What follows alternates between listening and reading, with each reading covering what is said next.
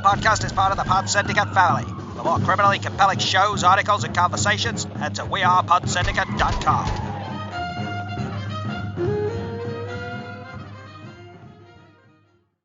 Good morning, good afternoon, and good evening. Welcome to episode 411 of Film Bastards. My name is Ian Loring, and we hope you are all well.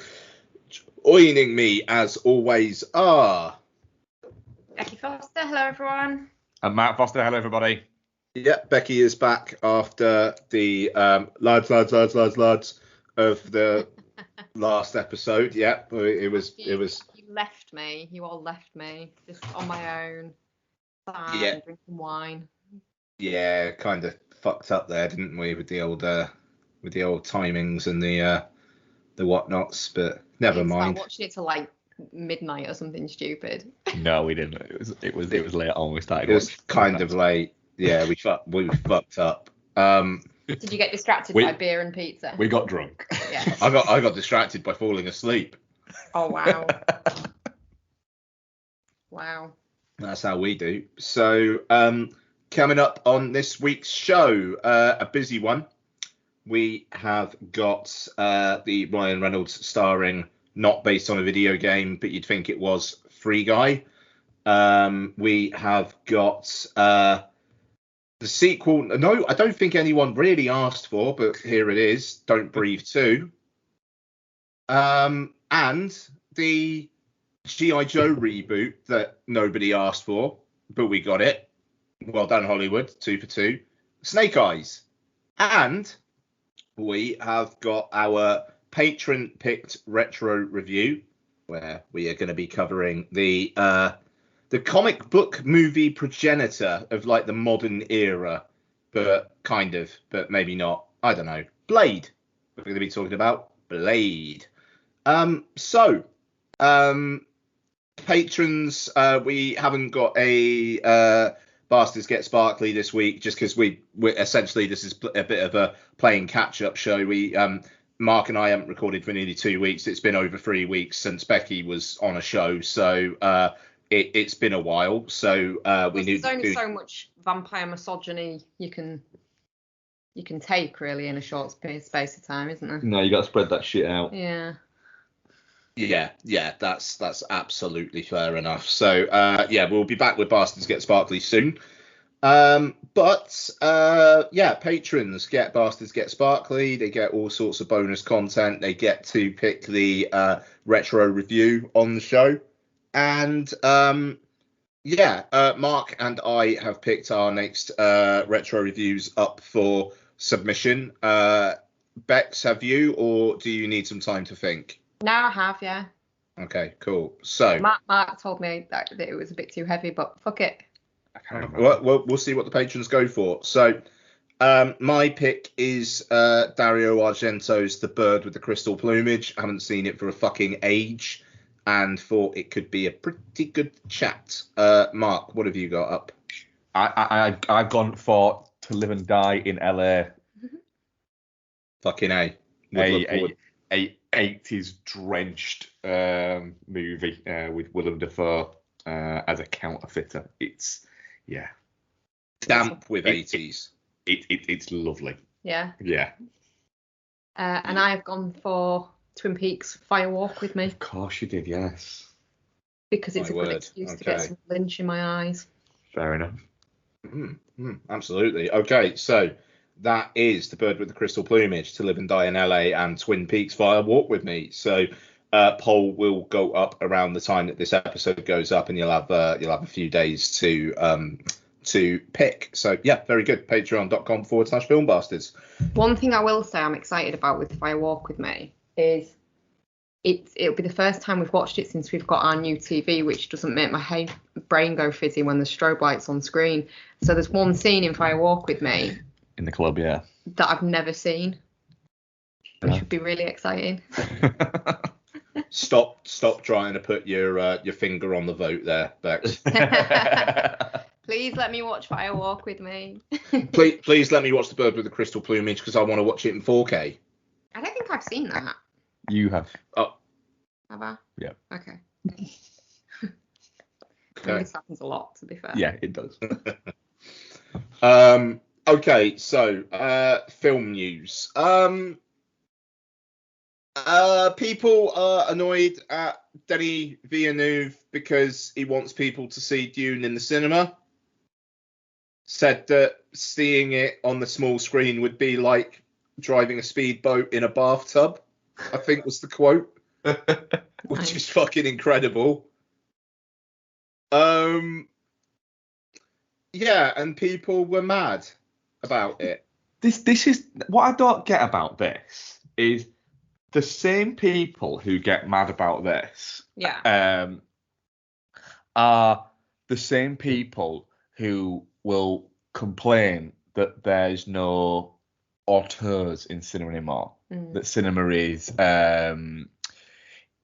almost dampened by streaming services.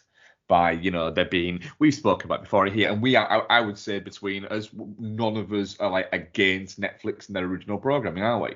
We're all quite for it. Sure. But there is a Netflixy look to a lot of Netflix movies, like they have a style bible for it. But then the minute a filmmaker comes out and says, I'd really like to see something happen with Nolan last year. I would like people to go and see my films on the biggest screen they can. And the thing is, it's within the context it's saying it's the biggest screen that they can, and they're usually meaning for the first time. Yeah. They don't expect you to. Denis Villeneuve doesn't expect you to have watched Prisoners at the cinema and then go, I'm never going to watch that again because I can't see it at the cinema. He just wants your first experience for it to be on that. There's a devil's advocate to play with all of this in the sense that the majority of films that you become exposed to are home viewing. So the majority of your favourite movies, I would say, are going to be ones that you watched at home first. You might get a chance to go and see them at the cinema, but you will have watched them at home first. So I absolutely get the idea that it isn't necessarily better to view a film at the cinema, but it is a different experience viewing it at the cinema. It is, and the thing is, it's the ultimate viewing experience. Like I love Blade Runner. It's my favourite movie. But given the opportunity to go see it in the cinema, I'd take it every time because it's a completely different experience than watching it at home. It's immersive and it wraps you up in it in a way that it can't at home because it's across the other side of the room and it's on a screen where you can see all the walls around it. Like, it's just not as engrossing, not engrossing, not as enveloping. And the other point is you are at a position where if you needed to, you know, even like slightly needed to, you can pause it and things like that. So it does change the rhythm of movies to an extent. But in the same sense, my favourite movie of all time is Apocalypse Now, and I've seen it 4 times at the cinema because any time I get a chance to see it at the cinema, I will go and see it at the cinema. Yeah. Yeah, it's I get that people are hesitant about doing things, but I don't know. You're fucking Denis Villeneuve. You've made Dune to be seen on a fucking big screen. You want people to have the best experience out of it. It's a fair fucking comment. It is, yeah. That's all there is to it. It's a fair comment. You know, he's not saying, fuck you being scared of COVID. Get out there, you fucking twats. It's just... There's another thing that's starting to creep in that's starting to just niggle at me a little bit with this. In the sense, and there was an idea that that once the genie was out of the bottle with day and date release, that it was going to be impossible to get it back in. I don't subscribe to that at all. I can use an example in a second as to why I don't subscribe to it at all. I've got a pretty good example for it. But the other point there is, I do think the window between a cinematic release, so when it releases on its first day, not to when it finishes, but when it releases on its first day, to when it is available for home viewing, needed to be shortened because it was too long. Yeah. And so that needed to be shortened. But those who are arguing and saying, I don't feel comfortable going to cinema. If you don't feel comfortable going to cinema, that's fine. You don't feel comfortable going to cinema. I'm not going to tell you that you're being silly or anything like that. That is completely up to you. It's a personal choice. There you go. But you can't shout at studios and distributors and things like that for not releasing the film for you to watch at home at exactly the same time as the cinema. If you don't want to do that, you don't feel comfortable doing that, then unfortunately you might just have to wait. Like you always have. 3 months, like you always had, because of that. And the whole day-to-date thing for big movies is going to go. It is. They never said it was going to be permanent. And the example that I'll use to say, when people say, well, we've had it now, we can't it back. We can't give it back now. We need to keep it. It won't work. People will ask for it and go, well, why? Nobody over the weekend mentioned at all, why isn't every single Premier game on the TV live this weekend? Yeah. No one even registered that it wasn't. It never happened, because they said at the start, this isn't permanent. It is while fans can't be there. The minute fans can be there, it's gone. Yeah. And then it was. And even I thought at that point when they did that, I was like, right, they can't go back to it. But even I just didn't think about it, because it was like that for 18 months. Whereas it's not been like that for years. 30 years. It's not been terrestrial. And that's the difference. Is there's that there. It's this. I think they're lucky in that, though, in that there's been a very definite cut-off point. Yeah, there has, and there is a difference there, and it is that. But I just think that you've got to. It's the whole thing of. I can take it back and use another terrible analogy, but I'm going to stick with my analogies because I think they're working. Oh, God. Right? Do you remember the Joss Whedon TV series Firefly? Yes. Right. It got cancelled, didn't it? It did. Yes. And why did it get cancelled? Because everyone was streaming it. Because everyone was torrenting it. Yeah. All the fans were torrenting it rather than watching it on TV at the time. And this was before TV on demand. And was just torrenting it. And so the advertisers were just going, well, there's no fucking point because the viewing figures are so low. And so it got shit canned. There were other reasons why it got shit canned. But that has happened to numerous TV shows of that ilk that appeals to that level of people. And let's be honest, PVOD isn't exactly secure, is it? Like, No, it's not immune to that. It's not. No. And the thing is, they weren't doing it. They were doing it because for years, studios have looked at that Netflix thing and gone, fucking hell, they have a revenue stream that they can borrow against, they can leverage against, that is, we have X amount of 100 millions of users that pay an average sum of $6 across the globe. That is the amount coming in. So they can just keep leveraging that debt because that is there. And as long as it holds at a steady rate, then it doesn't. Netflix don't even up the prices on a yearly basis. No. They up it every so often. And I will guarantee you they up it when they've had 2 quarters where the membership hasn't quite gone up as much as they expected, or has leveled out, or has not even dipped but leveled a little bit more. There's only so many people, isn't there? But the thing is, there's new people. I mean, I don't know. I mean, this is an interesting factor of it that, if we go day and date and people are saying that cinemas will survive and whatnot, a lot of them won't. As soon as people get used to being able to stream / torrent stuff the day it is out and be involved in that conversation, you're done. I firmly believe that. I mean, I've obviously been quite fucking despondent about the state of cinema in a lot of these podcasts over the last 18 months. and I do think that people like going to the cinema for a big screen experience. And I think it's interesting that it looks like IMAX and kind of other premium formats are starting to take a larger market share since like the May reopening. Because like when people do go to the cinema, they want to go and see it in these big ways.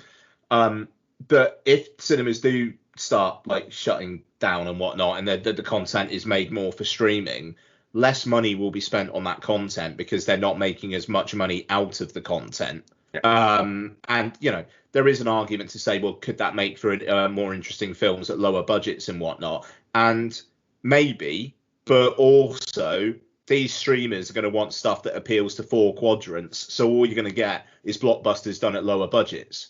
And again, the kinds of things that can be memed. I mean, honest to God, I think that there are studio executives who now measure a green light on memeability, like how much films can puncture the popular culture, whether it be through Dev Patel being firsted over in The Green Knight, or fucking like memes being made of Midsommar. I mean, Netflix, their Twitter account is all about that shit. And it's yeah, I don't know. I feel relatively despondent. I will say we didn't finish it, but Lottie, we put Star Wars on for the first time ever in front of her last night. She fucking fell asleep. She fell asleep during fucking Star Wars. I mean, she wasn't. I might fall asleep during Star Wars, but I'll try to watch it now. To be fair, it is quite dry for children. Oh my god! But I don't know. Like, fair enough then. I'm obviously in the minority here, but it's like she'll do that, but she will fucking like Roblox will grip her like a fucking vice. She will play Roblox all day long, and honestly, as I've said before, if streaming is the way of the future, film becomes less relevant to the generations that are growing up now, and it would be in trouble as a cultural force. I know that sounds to an extent. It turns it into less of an event. It just feels like content. Yeah. Do you know what? That new advert at Cineworld boils my fucking blood. The one about the best seat in media or something, rather than the best seat in the house or the best seat in cinema, the best film, the best seat in media. And it's like, you're cheapening your product yourself by referring to it as that. You're making people think of it as like a commodity rather than a treat or an event, or Do you know what I find a growing thing that I am getting a little bit. I'm starting to feel a little bit old manish about. Go on, old man. And it's starting to actively annoy me to the point of where I am getting to the point of where I might start slapping people in the face. Okay. Right. And it's when I'm talking to somebody, like face to face, talking to somebody, and they get their phone out and start looking at their phone, I'm getting to the point where I might just slap them around the face and just go, bang, stop it. Yeah. It's and because it's the attention span thing that's starting to make people are losing their attention span. And I'm not saying I'm not guilty of it. I am guilty of it. So now I am actively now, like I've made a point of it now where I will not look at my phone when I'm watching football at all, even at halftime, will not look at it like that. And I'm trying to now, whenever I watch a film at home, and I'm not succeeding sometimes, I'm catching myself sometimes, I'm trying to go, no, the fucking phone can go there because I'm doing this for enjoyment. So no, and I'm trying to get myself out of the habit of constantly fucking looking at this thing because I'm annoying myself with it. Do you know when it's difficult though? When you're watching a film and you're not really enjoying it, it's so tempting at that point. And it is. But then I'm going right. But I'm not going to enjoy it anymore. What if I miss something? Yeah. Where it flips and I start enjoying it and I've missed it because I'm looking at something on my phone where I'm going, this isn't important. this isn't important. I'm looking at something that is probably actively making me go. Making you Yeah. go what? Just Like a frustrated horse? yeah, like a frustrated horse. Yeah. So it's, and like I say, I am just as guilty of it as other people, but I am actively now trying to fucking stop myself from doing it. Yeah. No, I mean, this is it. It's it. If you wish away this stuff, if you're, I don't feel comfortable going to the cinema, but you know, I'll wait the 45 days. At least it's not 90 anymore. Absolutely, absolutely fair enough. But you will not get. They will not just dump these things day and date. The films that have been held up to this point, they will not just dump them on day and date. They won't. Unless like some sort of like big deal has been achieved with a streamer, they won't do it. Like No Time to Die will not come out day and date. God no. So if the consensus is I don't feel safe going to the cinema, guess what? Bond just gets delayed even fucking further, which means that then you plus 45 days being able to watch it on VOD, that gets pushed as well. You know, like you are hurting yourself.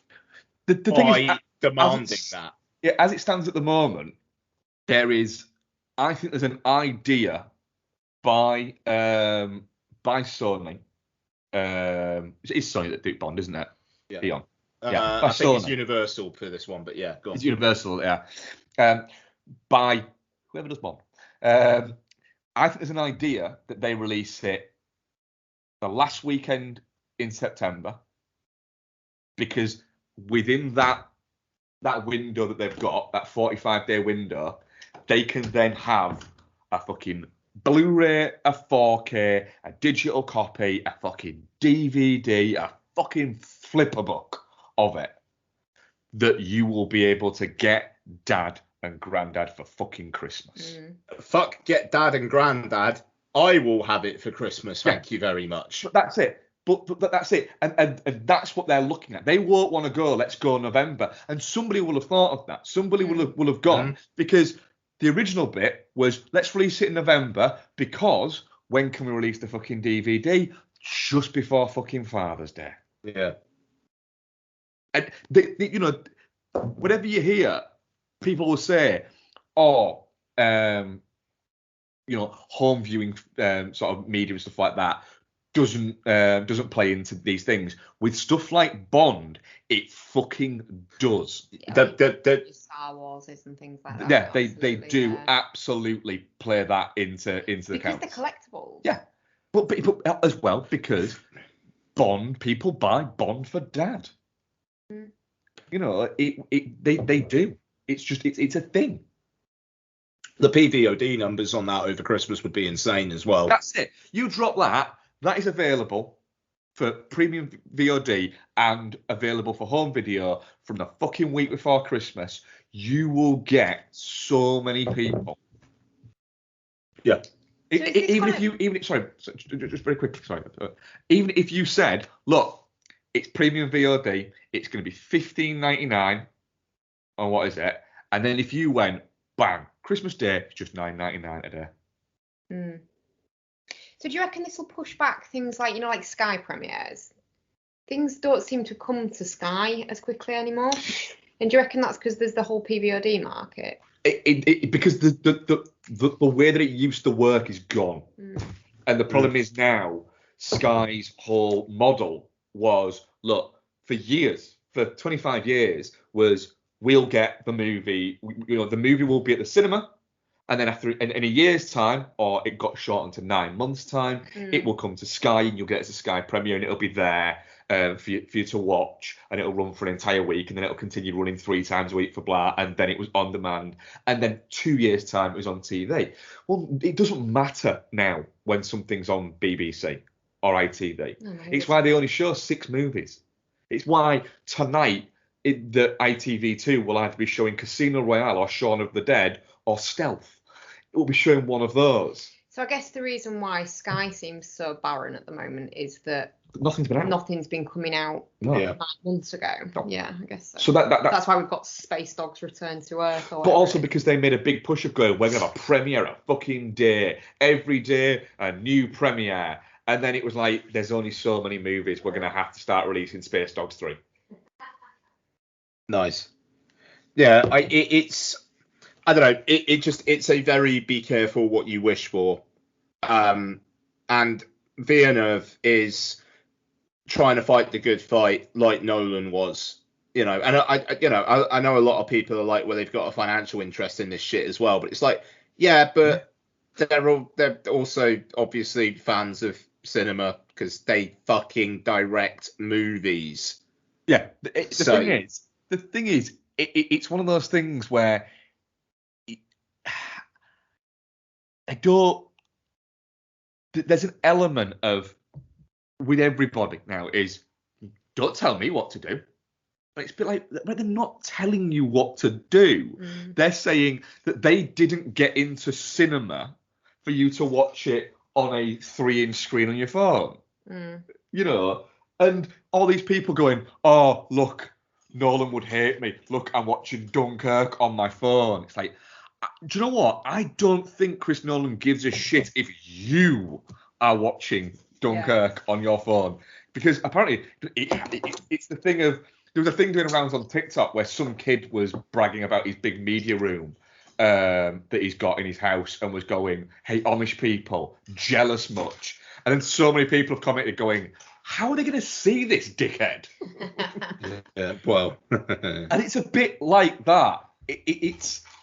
There's this, it's the whole thing of, I'm going to get on a bit of a high horse now. The same thing as what's happened with movie criticism that we're in now, where we're now hitting this thing where I'm seeing everybody is obsessed with RT scores and how fresh it is on Rotten Tomatoes. And you're looking at going, this is because you're hitting that generation that are coming out. Some of them are very good film writers. They are. But that were raised on the age of snark.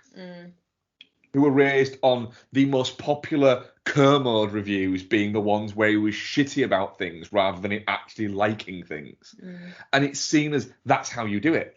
That's how you review a movie. That's how you get notoriety. That's how you get people reading. Because nobody wants to read a review of somebody who goes, 4 stars, great movie, and go, yeah, the new Finch movie is fucking 4 stars. But 2 stars, it's shit. Oh, well, why do they think it's shit? True.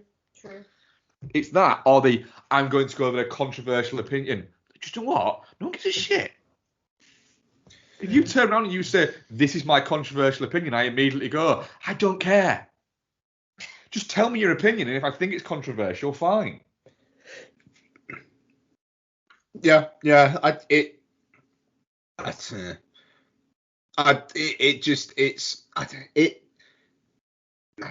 One thing I will say though is that there have been a number of people also decrying the fact that press screenings are starting to be not available outside London again, or at least studios are not willing to give screener links. That I will say I'm on board with. But that's just back to how it was, isn't it? Wasn't that always the case? Yes. I am on board with it to a level. However, if there's a lot of the same people where if there had been no pandemic, none of this would have happened, and studios came out and went, we're going to start doing press screeners where it's going to be available online at a certain time with a certain access code, and you can watch it like that, so that we can broaden the scope of where film critics can live. You'd have had a lot of London-based film critics going, hang on a minute, no. If they want to be a film journalist and they want to be a film reviewer, they need to sacrifice everything and move to London. Because it was very gatekeepery. And it was. And it was like you couldn't go to these things if you didn't live in London. And some of the people were very happy about this at the time because they lived in London. And then now it's the sense of, well, I've had it and I don't want it anymore. I don't want to have to go there anymore. There is a level of that. So it is, I don't know, I'm kind of in the middle on that. It's a little bit like if studios are saying, look, you've got to go, we're going back to the way the screens were doing because too many of this was leaking online. Then there is a little bit of, if that's your job and you have to go there for it, I have little sympathy for it because I have to go to my job. I mean, I have sympathy for it in terms of, for some people over the last year, it's kind of unlocked a career path. Yep. And now the gates have been shut again. And that feels... I can absolutely agree with that, and I can see the logic behind that, and I can agree with that to a large extent. But I will also fall back on the fact that there are an extremely finite amount of people who are going to be able to make a career out of being a film writer, being a film critic. In the same way as if you want to be an actor and you want to make a career out of acting, unfortunately you're going to have to move to London. You just are. You're not going to be able to do it. You may be able to do it living in a Manchester, but you can't do it living in... I mean, Sheffield. You can't. Once you've made it, you might get a move back to Sheffield. But there are, unfortunately, and it's not right, but it is the way of the fucking world, that there are hubs for these things. And it is wrong that it is all centralised in London. It's why the BBC moved a lot of their things to Manchester, because it was more centralised in the centre of the country. I mean, again, with my whole cinema is dying, the sky is falling, but back when I was a projectionist over a decade ago, we used to do press screenings, and you would get local radio and local media attend those screenings. They've dried up and they've obviously gone now. Why? Because film reviews aren't really in local media anymore. All these local kind of news websites are pretty much all operated by a central hub owned by the Mirror Group, if I remember correctly. And you just get a centralized film reviews, probably done by a journalist in London.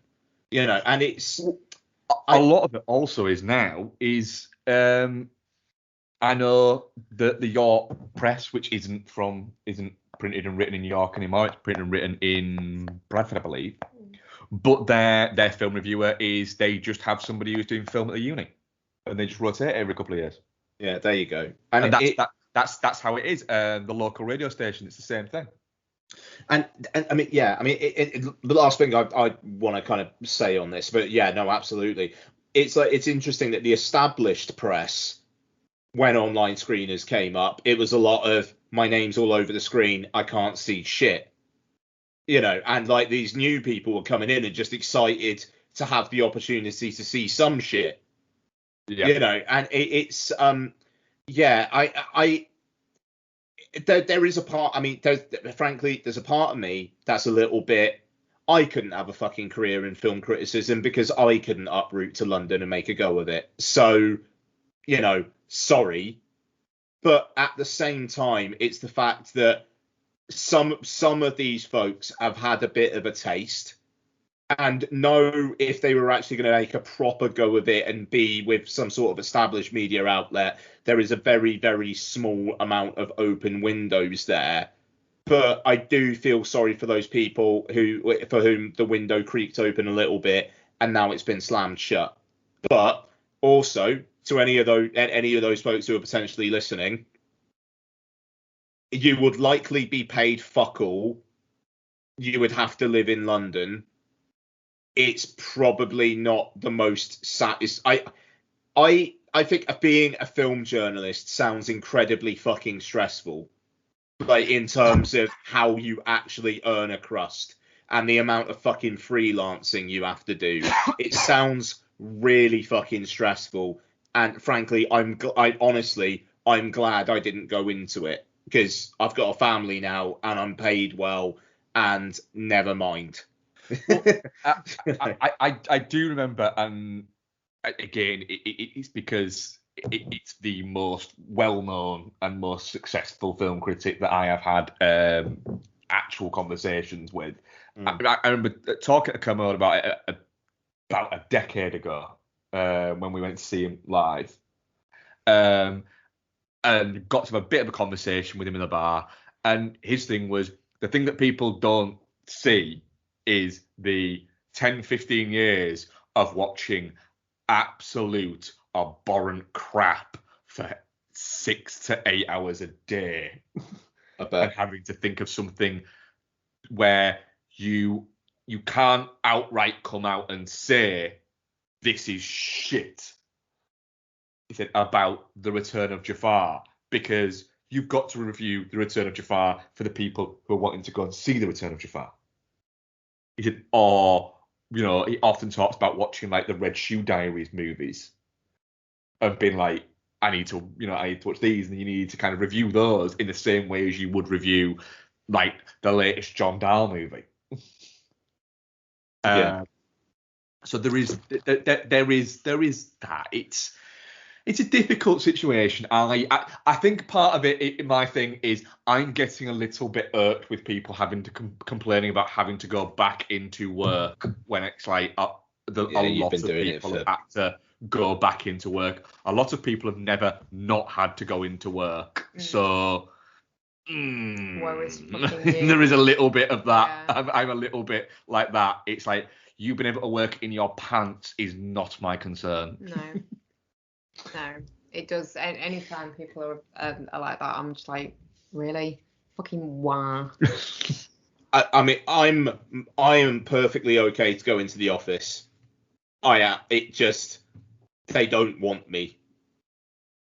But I go in. And if your company is saying you can split your time between work at home and the office, or you can work solely from home, or whatever, fine, great. But there are a lot of people who their companies are going, look, it just isn't working having people not in the office. We need that collaboration. We need blah, blah, blah, blah, blah, blah. And then they're just fucking whining about it all over the place. And it's like, you took this job to work in that place.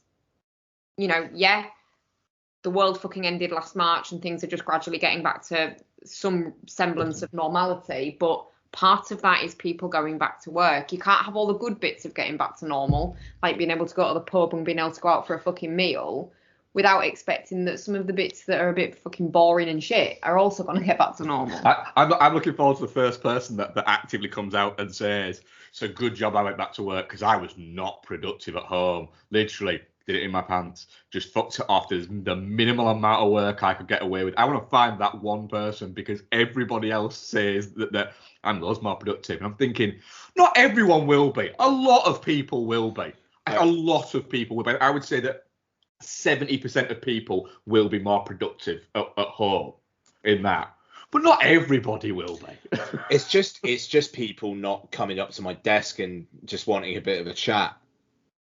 You know what I mean? It's like it's. I mean, you guys work in different environments, but it's like, I'd be working on something, I'd have a deadline for it. Somebody would come up and wanting a bit of a chat, and then if I'm like, I'm actually a bit busy, I need to crack on, it just piss them off.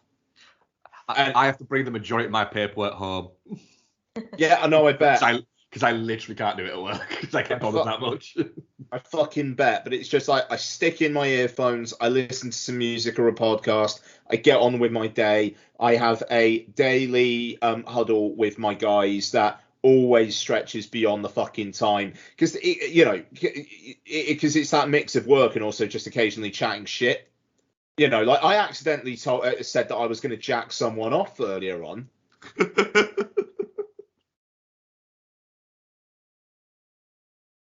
I mean, thankfully, my team are good people, and they just started laughing. They went, Yeah, they knew. They just like, no, this is just to be expected. No, I mean, Jesus fucking Christ, that lot are fully fucking aware of what I'm like. So even though it's quite funny, we will crack on with the show in a minute, but we've had a guy who I used to work with in another department start with us over the last few weeks, and I think he's been a little bit taken aback by how just fucking blasé we are on these calls. And it's like, we get the work done, and we are a fucking high performing team, and I'm genuinely proud of them. But like, every now and then, it's just some fucking bullshit chat, and it's brilliant. And I miss that aspect of going into the office, but then again, we kind of do it anyway. But then it's also when I don't want to have the bullshit chat, I can just put myself as busy and crack on.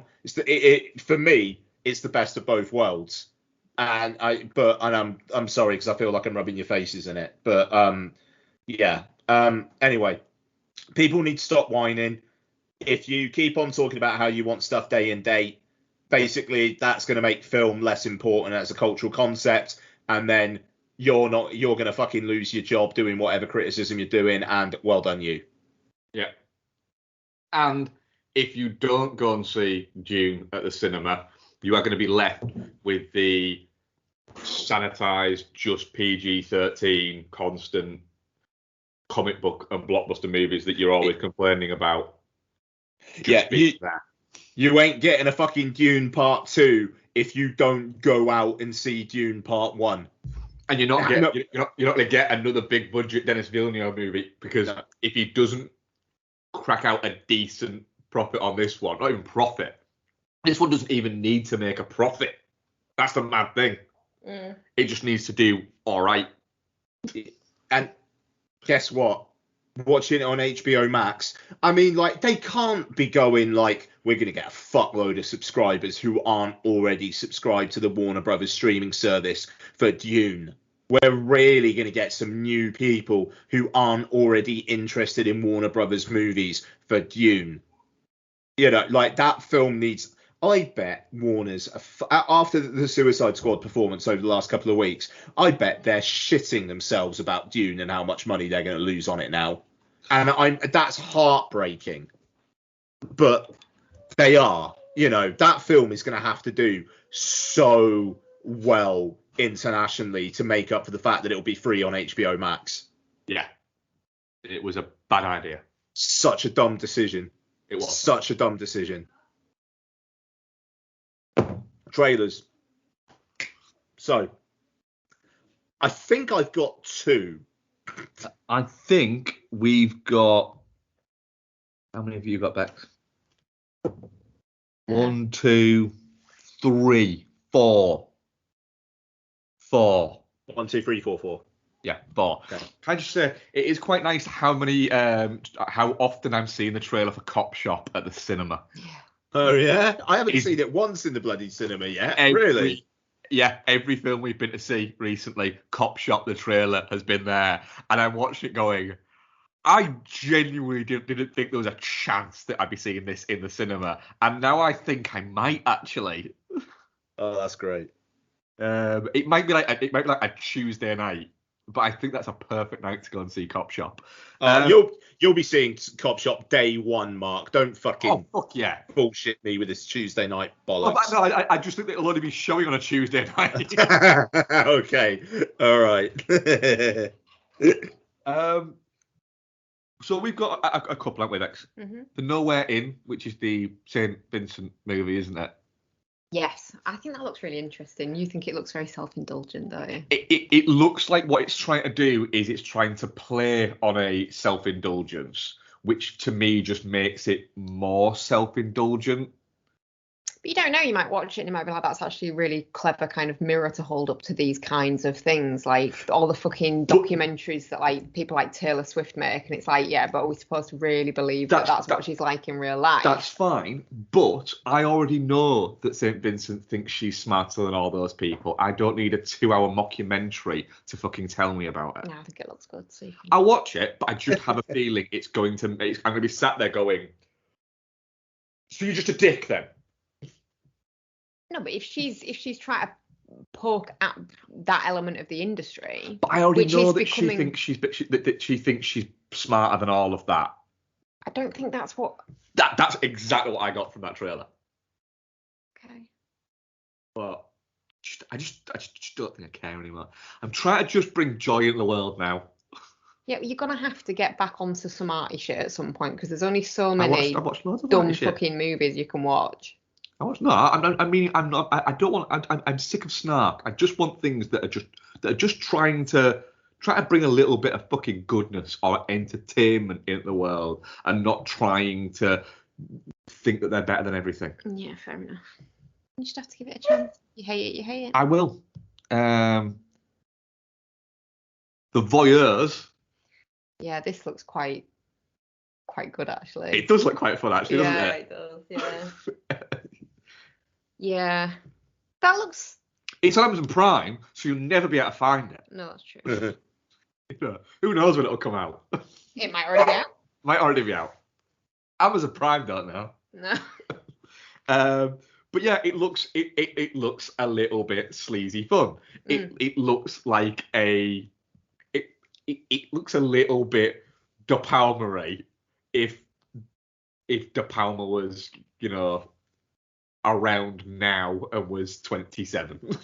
It's like greetings for now. You love a bit of sleaze, don't you? I do love a bit of sleaze, yeah. Slap a big old bit of sleaze on me. Yeah. Yeah. I swim around in the filth. Nice. Do you want to watch The Loft? I actually kind of do. Oh, fucking hell, you need to take her up on that before she changes her mind. 2 more. I think maybe the same ones you've got, Ian. Okay.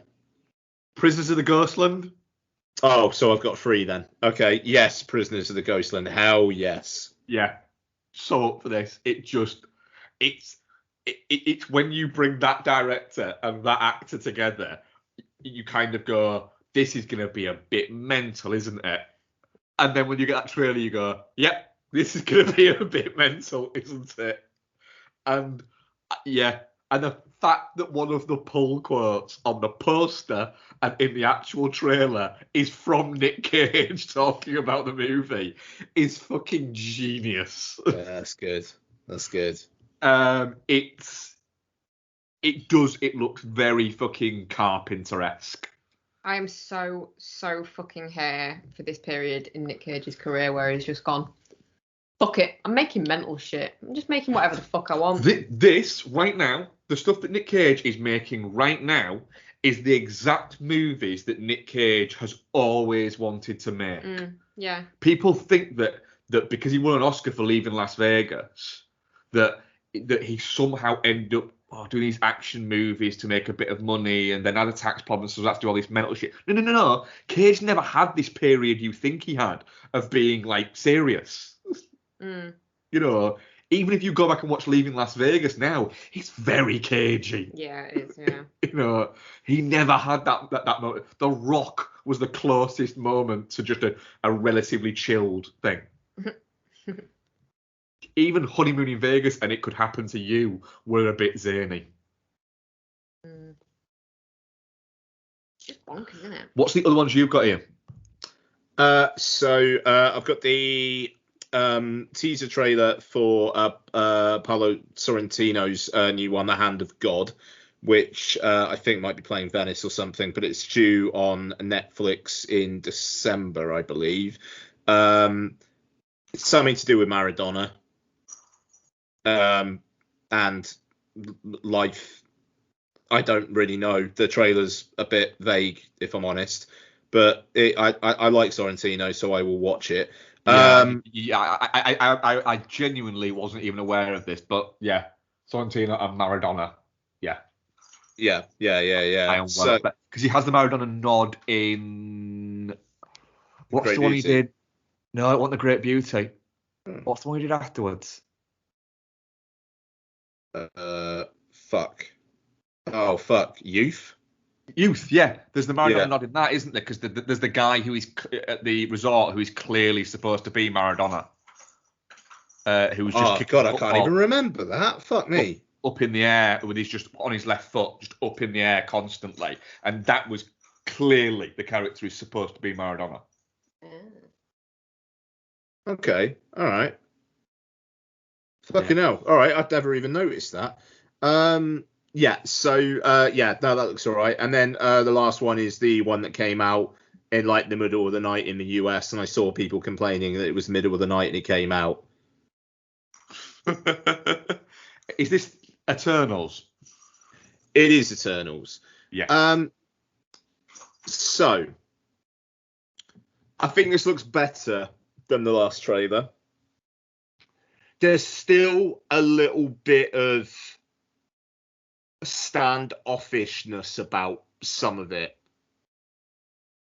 And I don't know, it almost feels like the humor in the trailer is just a little bit forced. Like the performances seem quite stilted just in the trailer. Mm. And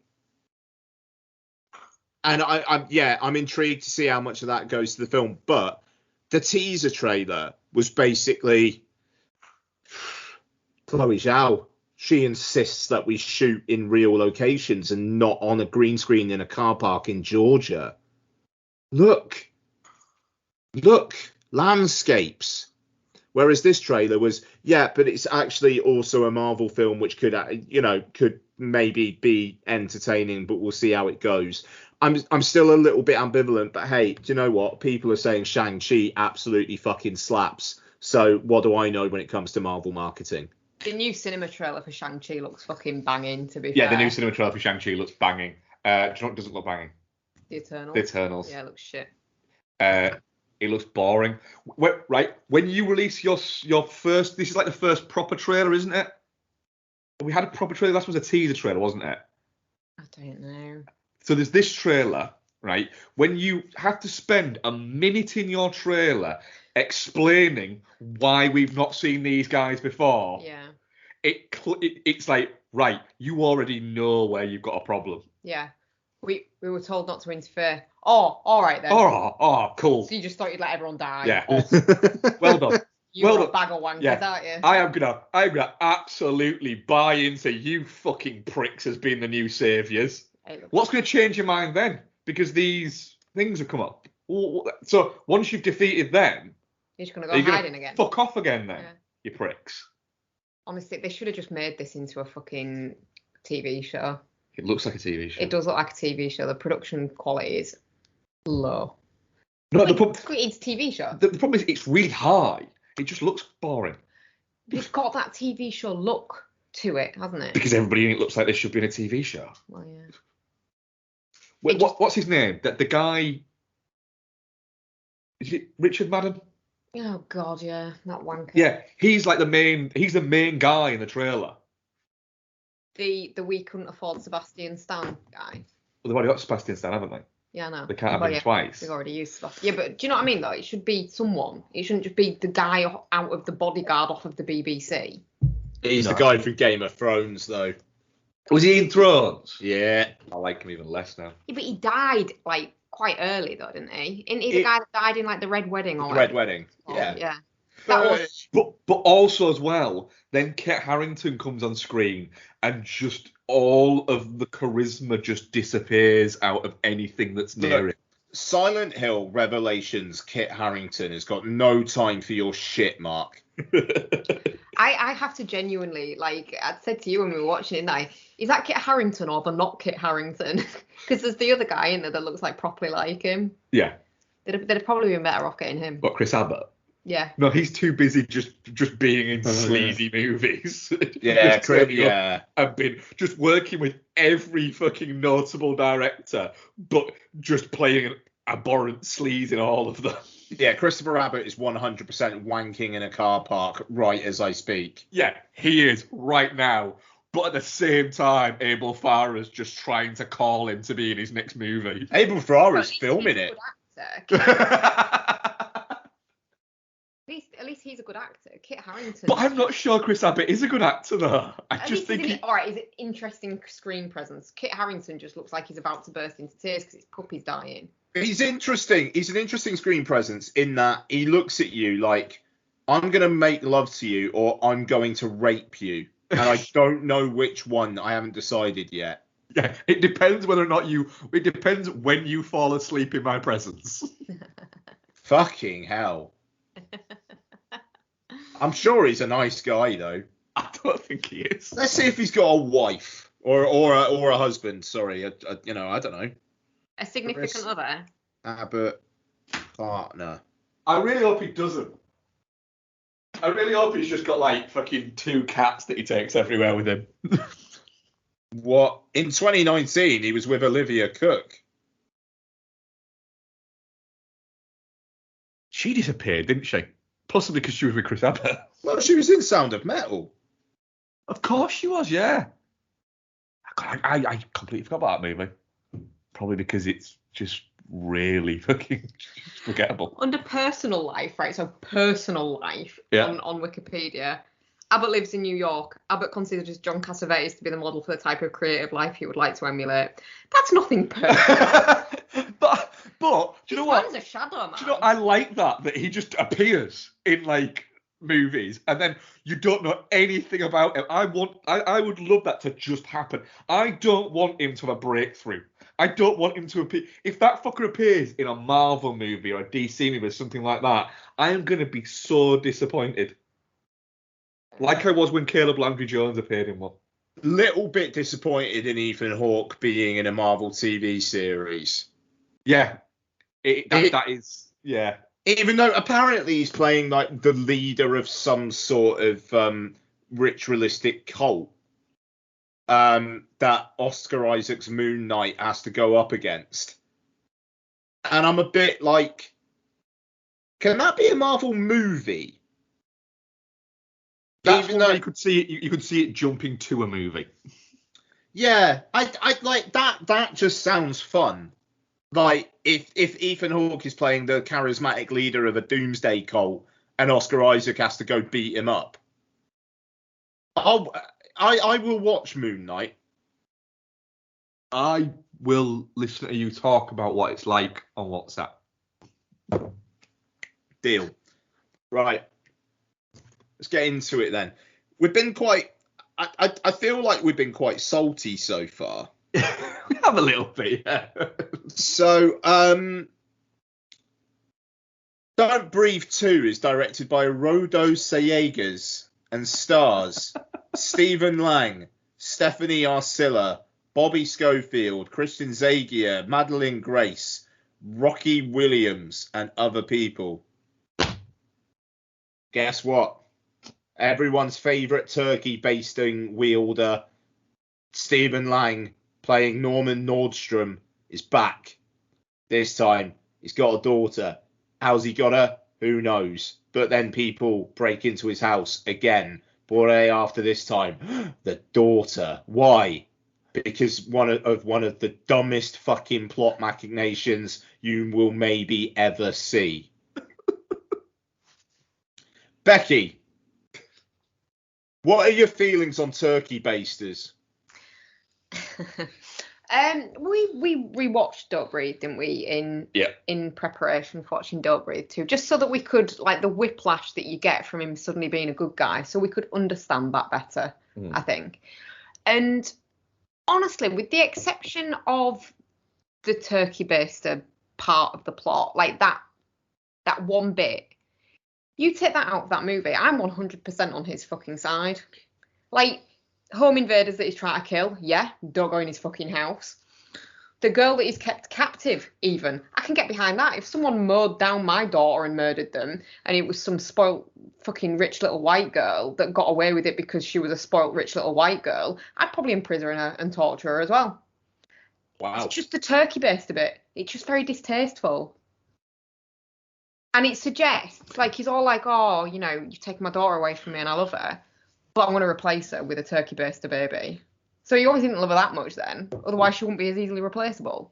So his motivation kind of gets weakened a little bit as well. Like, it's supposed to be that he's devastated about his daughter.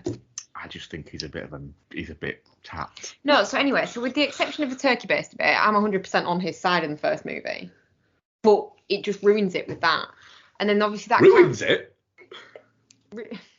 Oh, God. Ruins the being able to side with him bit. Creates one of the greatest hero characters of all time in Mark's eyes. Well, but then Don't Breathe 2, I really fucking enjoyed Don't Breathe 2. My only one issue that I had with it was that it was a sequel to Don't Breathe. And he's a bad guy who turkey baster rapes people. Like, straight up. Like, If this film was a standalone, like, I would be so much more fucking on board. yeah. And So you were the much same, more. weren't you, Bex? Yeah, but I did really enjoy it as a just batshit fucking crazy genre pick. If Yeah, you sure. forget the first one exists, it is a hell of a lot of fun. Brandon Sexton III is fun in it. Like even as like as a kind of just a bad guy, and he's really good. And then the bit, oh my fucking god, the bit where the mother creaks out of the darkness in the wheelchair, looking like fucking Cruella de Vil out of the cartoons, but come to life. It is amazing. I mean, it's Helena Bonham Carter from Fight Club in the present day. I think she looks rougher than that. I actually explained it smart. You'll have seen Emperor's New Groove, won't you? Sure.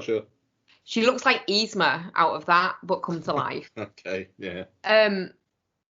But yeah, I fucking love that bit. As the light then comes across her face and you see her and she's like, "Give mummy a cuddle." And, oh god, it's so creepy. But yeah, I really really liked it. I just wish it wasn't a sequel to Don't Breathe, or Don't Breathe didn't have the turkey baster bit. Yeah, fair. Okay. Because if there was not that bit, and then he'd just taken this girl in, he was torturing that other girl, but she mowed down his daughter, so fucking fine, she's made her bed. But then if he took in this girl from this awful family to try and kind of give her a better life and keep her away from these awful people, that would have been, they just fucked it by putting that in the first movie for me. But yeah, I really really enjoyed this. No, fair. I mean, fair enough. I respect you, Mark. Becky, God. No, it sounded like you were gonna start me questioning you by you questioning Becky. I'm going to raise a point in a second, but by questioning Becky. Mark. Yeah. What's your point? Becky. Right? Remember, guys, we're all spoilers all the time. How excited was I when I realised what was going on with them all? Fucking bet you were. Sorry. We were just patting each other in the cinema, weren't we? Like, yeah, that was quite good. I was so excited about that. As soon as they gave her the glass of juice, I was like, oh! So anyway, baby, mummy's got this problem with her heart. Mummy's insides are burned and I need a new heart. Yeah. What? Yeah. I was like, oh, fair enough. Here's your, because the thing is, Don't Breathe is fairly fun, but fairly generic. Right? It's fun. It is fun, but it is fairly generic. Until you get to the, wait a minute, there's a fucking girl down there. What the fuck? Wait, I'm not saying there's anything problem with it, but and then you get to that, and then you get to the next level of ickiness. Yeah. And I am fine with people not being on board with the ickiness, and I actually don't want to see the ickiness. But that's kind of the point of genre pitch. You don't want to see the ickiness, but you can't take your eyes away from the ickiness. What I did about Don't Breathe 2 is it just fucking just goes, right, how can we have all of these moments? Don't get me wrong, this isn't a good movie by any stretch of the imagination. It makes no sense it being a fucking sequel. Also, most of the plot points don't make fucking sense. He just randomly finds this girl. For a start, that's odd to happen to this character, but movie world, fair enough. Then how did fucking meth heads find her? If he keeps her so closely guarded. What was Brandon Sexton III? And this is a possibility. Was he just hanging around in the ladies' toilet and went, holy fucking shit, that's my kid? Well, no, I mean, was he hanging around in that house just waiting on the off chance that she would go there? Like, why was he in that house when he's obviously set up base elsewhere? Yeah, so there's so much of this that doesn't make sense. I can't fucking overthink it though. But I don't need to I overthink think it. you can. Sorry. Because it's just a stupid genre film. And once you get that out of your head, the fact that it shouldn't be a Don't Breathe 2, it shouldn't be a Don't Breathe sequel, because it makes no sense. It should just be a blind John Whitman film. Yeah, and the only reason is because Stephen Lang was very good at playing that character. He is really good, actually. So yeah, the thing about that I kind of enjoyed, it was quite nice seeing Brandon Sexton III, because we've not seen enough of him in recent years. I like the fact that essentially I thought at one point, holy fuck, are we getting a Toe Cutter origin story? Oh, he looks like Toe Cutter from Mad Max. He so looks like Toe Cutter from Mad Max. But that would have been a twist to rival the greats. It would have been, and it should have been. And the thing is, I am not saying it's a good movie. It's really not. But I enjoyed how nasty it was. Yeah. I enjoyed how they didn't even fucking try to hide the fact that it was copying almost verbatim the same beats from the fucking first. The fact that at one point somebody literally falls onto a glass roof. Yeah. And you watch it going, why does this need to be here? It's not even an iconic scene from the first one. It's him, isn't it, that falls onto the grass roof? Yeah. I get what they're trying to do, going, oh, the tables have been turned on him now. It's like, no, they haven't. No, because he's still going to go and find him and fuck him up. Oh, and then the way he finds him, his fucking dog just leads him there. That's not how dogs work. Go home. Go home. Oh, okay. All right. I tell you what, man. I mean, like, literally, Kiki is staring at me right now. It's like, Kiki, give me the bone. Give me the bone. She's just looking at me like, what the fuck did you say to me? Give me the bone. Kiki, give me the bone. There you are. Good girl, you fucking idiot. There you go. Go chase that. Right. So that's the thing. Saying go home, or go home, go home. It's not going to do anything. Wow, Right. are you making fun of that man's voice? Yeah. Wow. I even like the fact that the girl, the girl at the beginning, who was like, who he was selling the plants to and was delivering them and was the kid, what is it? The fact that her cap was one of the studio caps. Yeah, you did enjoy that, didn't you? One of the what? So the studio. Oh, the name of the studio. Yeah, no, I noticed that as well. Yeah. So I'm gonna say my piece now. Well, and then I think we're probably done. This film, like, completes the Venn diagram as being, like, very, very, very, very nasty in a way that kind of just feels like, look how nasty we're being. Yep. While also being as dumb as a fucking pile of bricks. Yep. It is so dumb, but none of it is tongue in cheek. That's, if there was any kind of, we're trying to be a dark black comedy, I'd maybe be a bit more on board. But the thing is, right, this film is full of reprehensible people. And I read an interview with the co-writer director, and he was just like, we wanted to turn him into an anti-hero basically by having a cast of characters even worse than he is.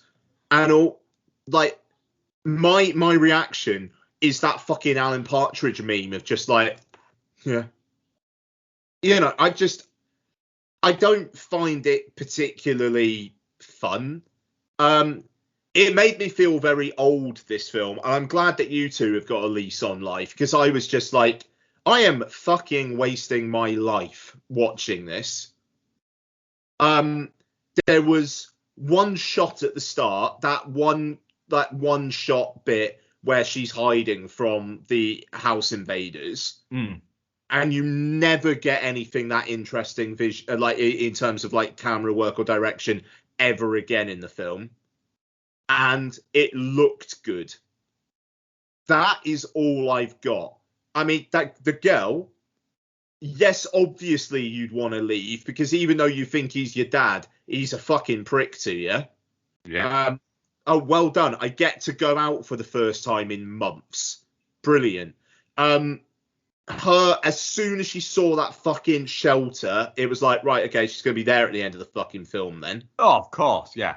You know, it's like, for me, there was fuck all of interest, and the stuff where it's trying to get your attention, it's just like, I don't really need to see that. And the thing is, I actually think I'm just not the audience for this type of film anymore.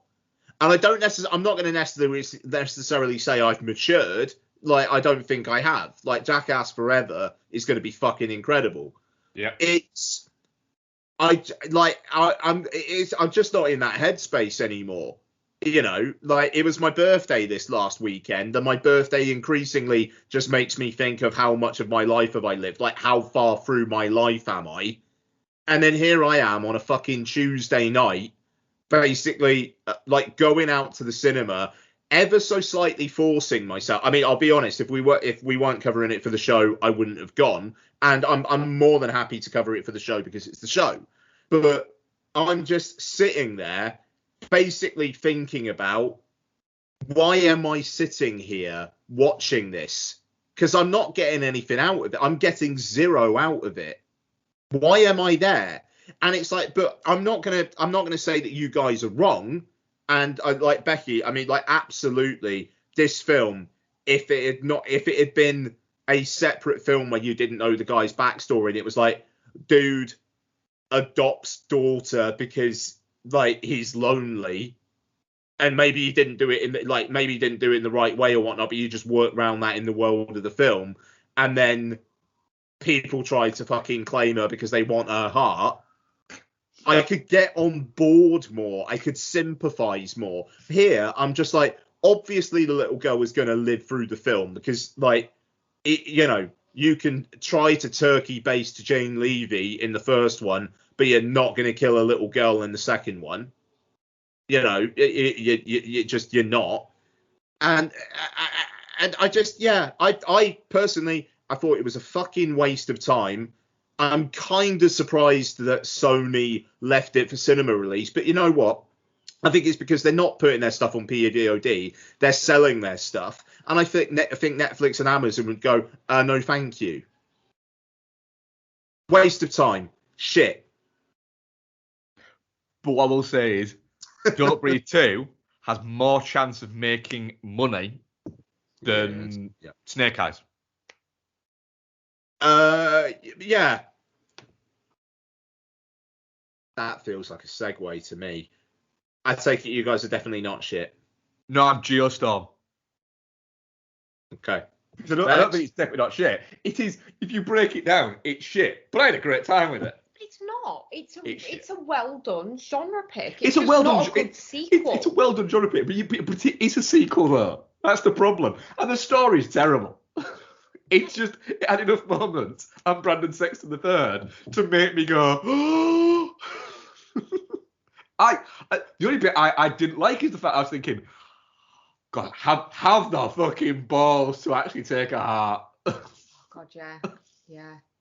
Wouldn't have fit. Well, I mean, it would have been too small for the cavity.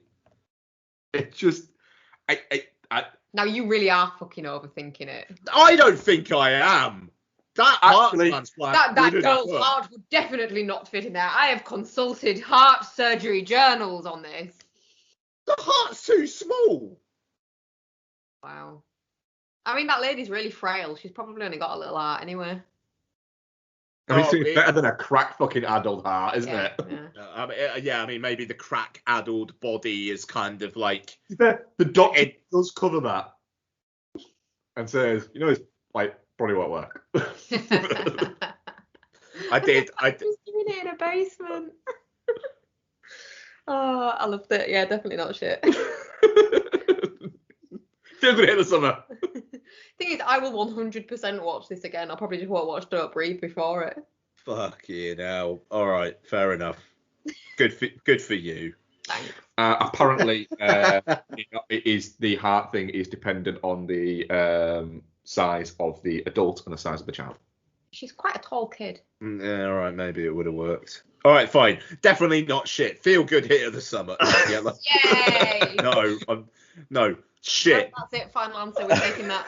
No, shit. Spent my Two time. different shits and a geostorm. Spent my time trying to work out what I was doing in my life. Hey, you like my voice, don't you? It's enticing and exotic and sexy. Well, unfortunately, I'm just a promo guy being paid to advertise a movie podcast, and I can assure you that its hosts don't sound anywhere near as classy. But don't let my superior vocal talents discourage you, and go listen to His Film, Her Movie, the podcast where every episode the hosts must each choose a film to watch and discuss that has a connection to the chosen theme of that week's show. So stop aimlessly scrolling through whatever streaming service you're on, and let His Film, Her Movie give you an idea on what to watch next. You can catch it on Apple Podcasts, Spotify, Stitcher, or wherever you get your podcasts. CS3P Combat. Player 1, choose your character. Tired of film and television podcasts where the hosts exist in a blissful state of agreement? Twin Stroker. Player 2, choose your character. Well, you're in luck. Punter. Round 1, fight! Allow me to introduce you to the Chinstroker vs. Punter podcast, featuring two film and television fans from Birmingham, England, who enjoy their media in very different ways. But anyway, that brings us to the end of the plot of Blue Velvet. The plot. I mean, the main characters are two of the dullest main characters I have ever encountered in any film. So join us as we catch up on what we've been watching from our own very different perspectives. Double KO. Round 2, fight! You can find us at csvsp.libsyn.com, also on Spotify, iTunes, Stitcher, all the places that podcasts can be found. Just really It's not visually striking. No. Just getting confirmation. It's just in That's the third time though. I mean, is this on? Do you know what film I wasn't watching trying to work out what I was doing with my life? Snake Eyes is directed by Robert Schwanke and stars Henry Golding, Ursula Cabero, Samara Weaving, Andrew Koji, Iko Uwais, and Hakura Abe. Can I point something out just very quickly? Right. I didn't know that EQ US was in it, but I kind of said to myself, I bet Iko US crops up at some point in this. And then I had no idea Samara Weaving was in it. Didn't you? No, I don't know why I didn't, but I had no idea she was in it. And then when she crops up, like, holy fucking shit, Samara Weaving's in this. Oh yeah. So Snake Eyes, which is so far grossed worldwide $35 million. Shit. So this is a G.I. Joe film. Oh, it's Snake Eyes G.I. Joe Origins. So Henry Golding plays Snake Eyes, a guy whose dad was killed by bad guys when he was younger. He is recruited by an old man to spy, to kind of infiltrate a Yakuza clan. No, are they Yakuza? They are. No. It's just like a dynasty kind of thing. Yeah. It's like a, yeah. And he befriends... yes, they are Yakuza. And he befriends a Yakuza who is told at one point, you've got that look on your face like the shadow of a storm. Guess what character he's going to be. I'm making the film sound shit. And the thing is, I'm going to start off on this just very quickly, right? I really quite enjoyed Snake Eyes. I think it has problems, primarily in the action direction. But I am very, very. I'm kind of in the tank for a film that early on has a fight scene where Japanese gangsters dressed in various clothes, including your prerequisite one in a leather jacket and sunglasses, is chasing your hero and fucking screaming while doing so. Big fan of that kind of stuff. So I think I've got a predilection for this. So, Mark, I'll turn it to you first. You've been looking forward to Snake Eyes. Yep. Been saying like the marketing for it was capturing you more than Shang-Chi, which it also did for me. Yep. Do you think the film was just kind of as exciting and just straight fun as the trailer was kind of making it out to be? Yeah, I do actually. I think it's. At first, you think, is it trying to make too serious a point out of what essentially is a collection of children's toys come to life? But then it starts remembering what it is. But it's not like it switches its pattern completely. It naturally goes to this point of where it goes boom. But it's also really nice to watch a big budget movie that looks really nice, and it does look nice. That looks like it's cost a bit of money, that doesn't have aliens falling out of the sky as its essentially last big set piece, and that it feels more contained within its own world, that it exists within its universe. It's not, the fact that they're trying to get the Sun Jewel to essentially try to have some form of world domination, that Cobra, that's what they're trying to do. We don't get to see that bit with Snake Eyes. We just get to see it happen in these very specific locations. And I'm kind of, I like that it's not too far reaching, but it is quite a lot of fun with it. It feels like it's trying to make a movie that, the thing is, there isn't an absolute, there is an audience of G.I. Joe nerds, but it's not massive. It's not even as big as the Transformer nerds. It's nowhere near as big as like the comic book nerds or Star Wars nerds or anything like that. So you can't just pitch your movie to those guys. You've got to pitch it to be accessible, other people.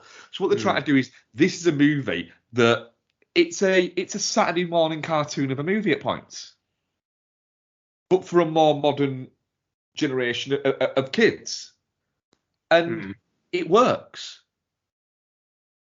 It works within that, because if this movie, the thing is with this movie, this movie can be judged as much as its success, not its financial success or anything like that. I'm not bothered about that.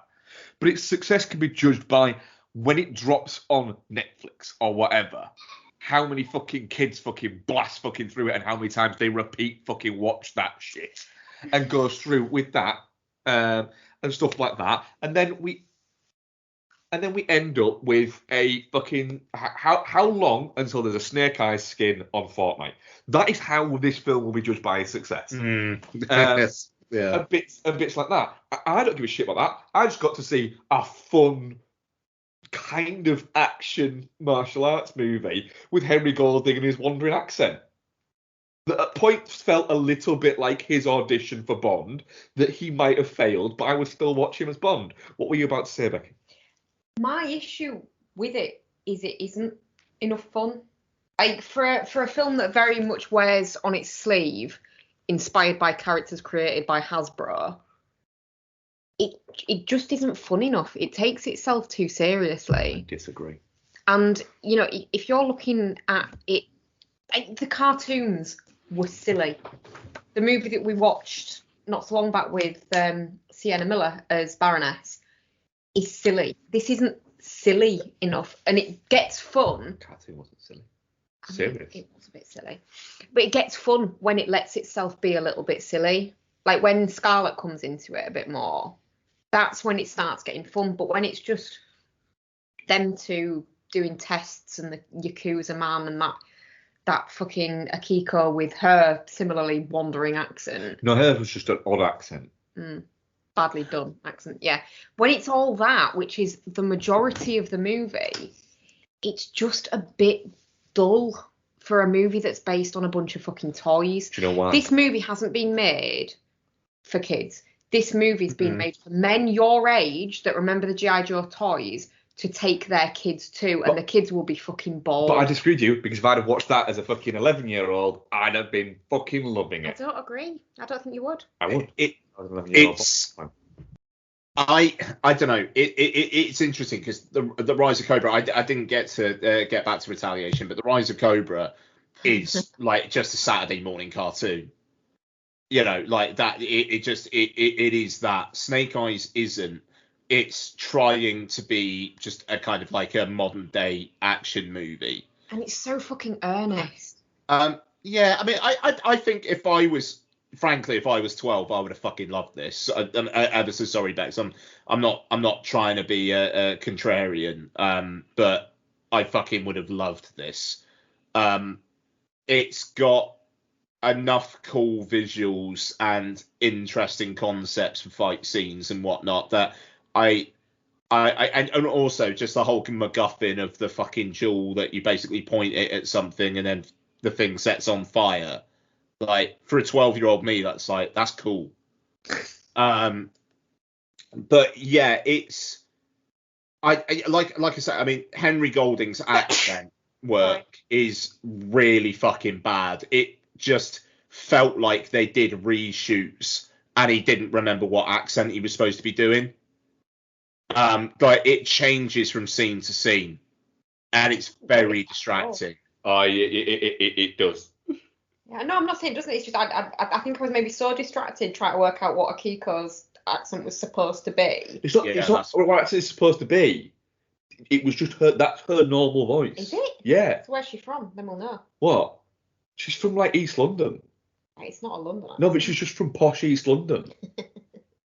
I mean, it's an English accent. Huh? But it's an English accent, isn't it? But I mean, like Henry Golding, it's like sometimes it's American, sometimes it's English, and it just kind of depends on what scene you're in. But no, I mean, it's you got Iko Uwais, you barely use him, and it is this mix of serious, and anacondas in a pit that will eat you if you're not pure of heart. Which is but it's more goofy than a Saturday morning cartoon because it's just what, and especially when you've had the film be so try to be grounded in real all the way through. I'll be honest, it kind of felt like that Yakuza game series that I unsuccessfully tried to get Mark to play. Well, I successfully got him to play it, just not for longer than a couple of hours. But it felt like the kind of shit they'd pull in that, where it's like there's a serious, earnest story, and then suddenly you got to fight some anacondas. Like they do that kind of shit in the latest Yakuza. But then also the action direction is poor. It is cutting constantly. You never get to see anyone really do anything for more than a few seconds. And I was really disappointed by that. But I had fucking fun with this. And also the end credits slapped. The end credits are fucking brilliant. They are great. They're mental. Yeah. They do that kind of editing style early on when they first arrive in Tokyo.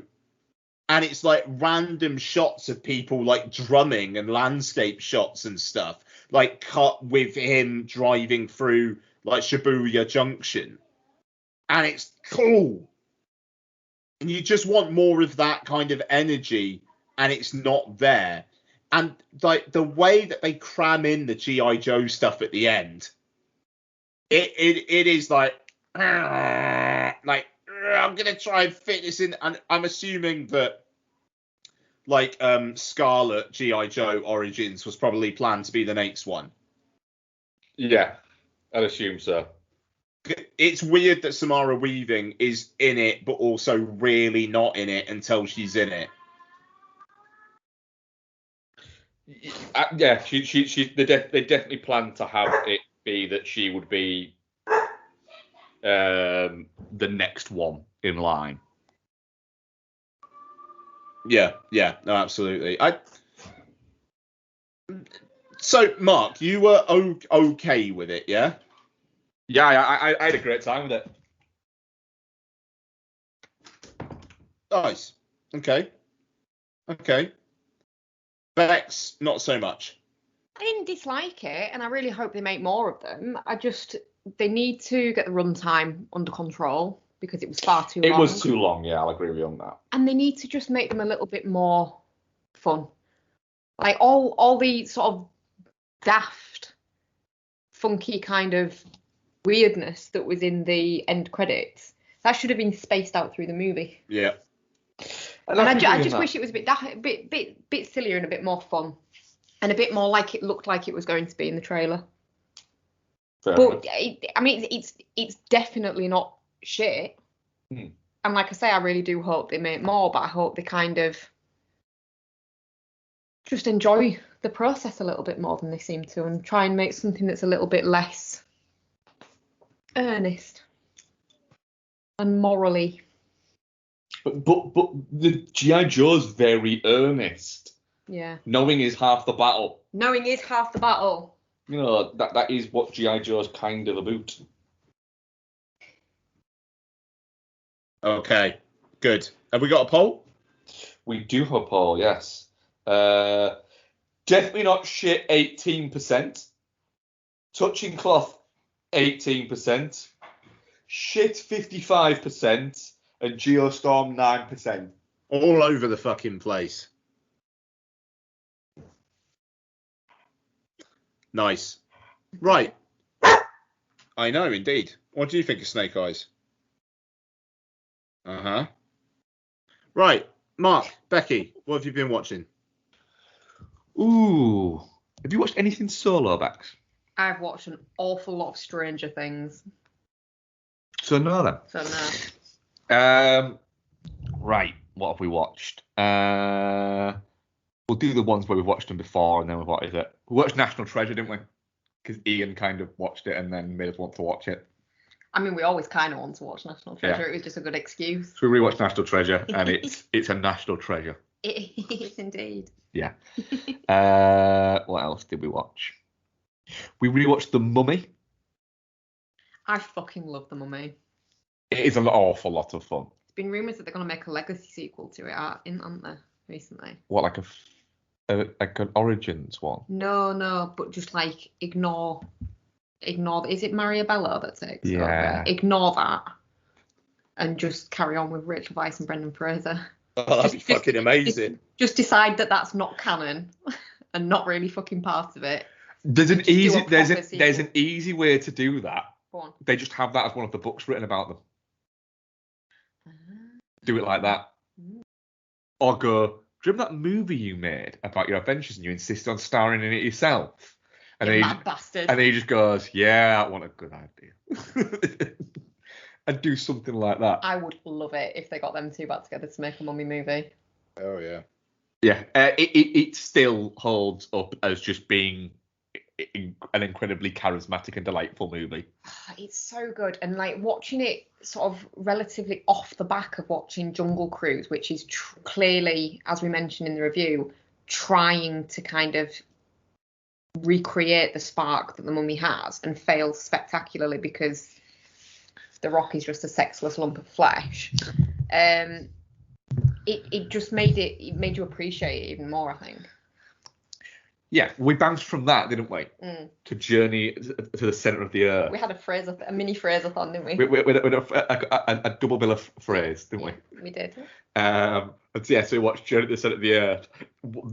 a movie where if you're not watching it in 3D, it's quite distracting how many of the shots I bet. are made for 3D. There is so many shots, and I'll just throw this to you.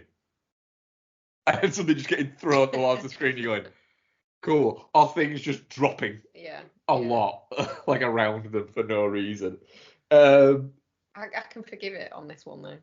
But again, it's fun. It's fun. There's a great bit in it where they start falling towards the centre of the earth, where there's 3 of them falling, and they're all screaming, and then all of a sudden they stop screaming and look at each other, and then start screaming again. No. And Brendan Fraser goes, "We're still falling," and then they all start screaming. And then it cuts again to they're just no longer screaming, and they're all just looking at each other, just going, when's this going to end? And then Brendan Fraser comes up with the scientific, what is it, for why it will end. And then they all go, what? Yeah. They could just taper off and then it'll become like a water slide. Oh, okay, water slide, that sounds good. And then she's like, yeah, but won't there be loads of stalactites like sticking up like knives? Yeah. Yeah, possibly. It's just fucking great. I love it. The thing about it is, it's 95 minutes long. So it starts off, gets its shit done. You get to the centre of the earth really fucking quickly. Well, quick, yeah. And then get out of it. It never outstays its welcome, this film, and it's an awful lot of fun. Oh, actually, sorry, while I remember, just going back to Snake Eyes for a second. Cool. It uses its one swear word really fucking well. I just use it one swear word really fucking well. Oh yeah, that was great. Was it her just going, oh fuck this? Oh, fuck this. Yeah. Yeah, sorry, I completely forgot about that. Yeah, that was great. I enjoyed that. What else have we got? We decided to watch just a really just nice, comforting, warm hug of a movie, didn't we, Becky? Absolutely, yeah. Just one of those films that you can watch and then drift off happily to sleep. Yeah, you can just go, this has just brought joy to my life. Joy. Yes. Absolute joy. We watched 1996's Sleepers. Yeah, we did, yeah. Yep. Laugh Riot. Laugh Riot, yeah. Good old fucking John Tucker and Brad Renfro just getting raped loads by Kevin Bacon.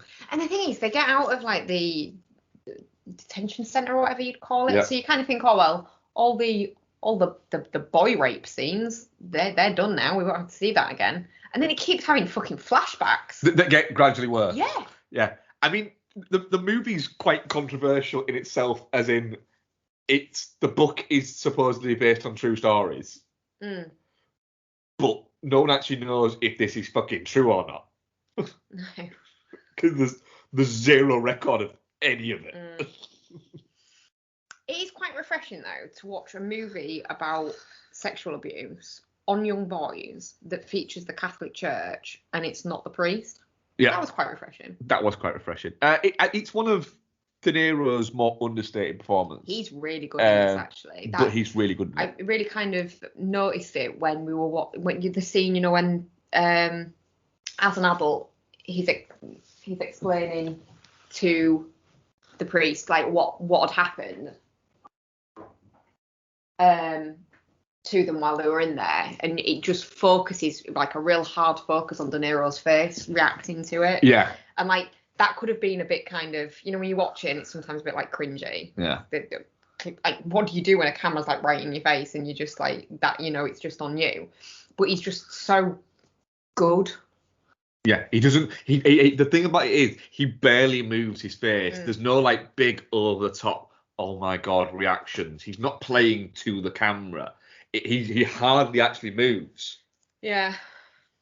But it works so well. It is fixated on his face for a good minute. Yeah, or it's a long time. One thing I've never noticed actually. Why is De Niro's jaw off to one side? From Raging Bull. Raging Bull. Yeah. I thought it might be. Yeah. I never looked that closely at his face before. Yeah, it's a very competent and very well made movie. That kind of, you got a few of these in sort of like the early to mid 90s that were very competent movies, if that makes sense. But But yeah, it's. I can see why it's not considered like a classic, because it's very good, but it's not. There are movies that are better than it, is what I would say. And I think it's quite uncomfortable viewing as well, isn't it? Yeah, it is. We watched Nothing to Lose as well, didn't we? As our Disney Star movie of the week. Which you pitched to me as it's like Falling Down, but funny. Yeah. And there's Tim Robbins. There's Tim Robbins in a comedy role. Have you ever seen this, Ian?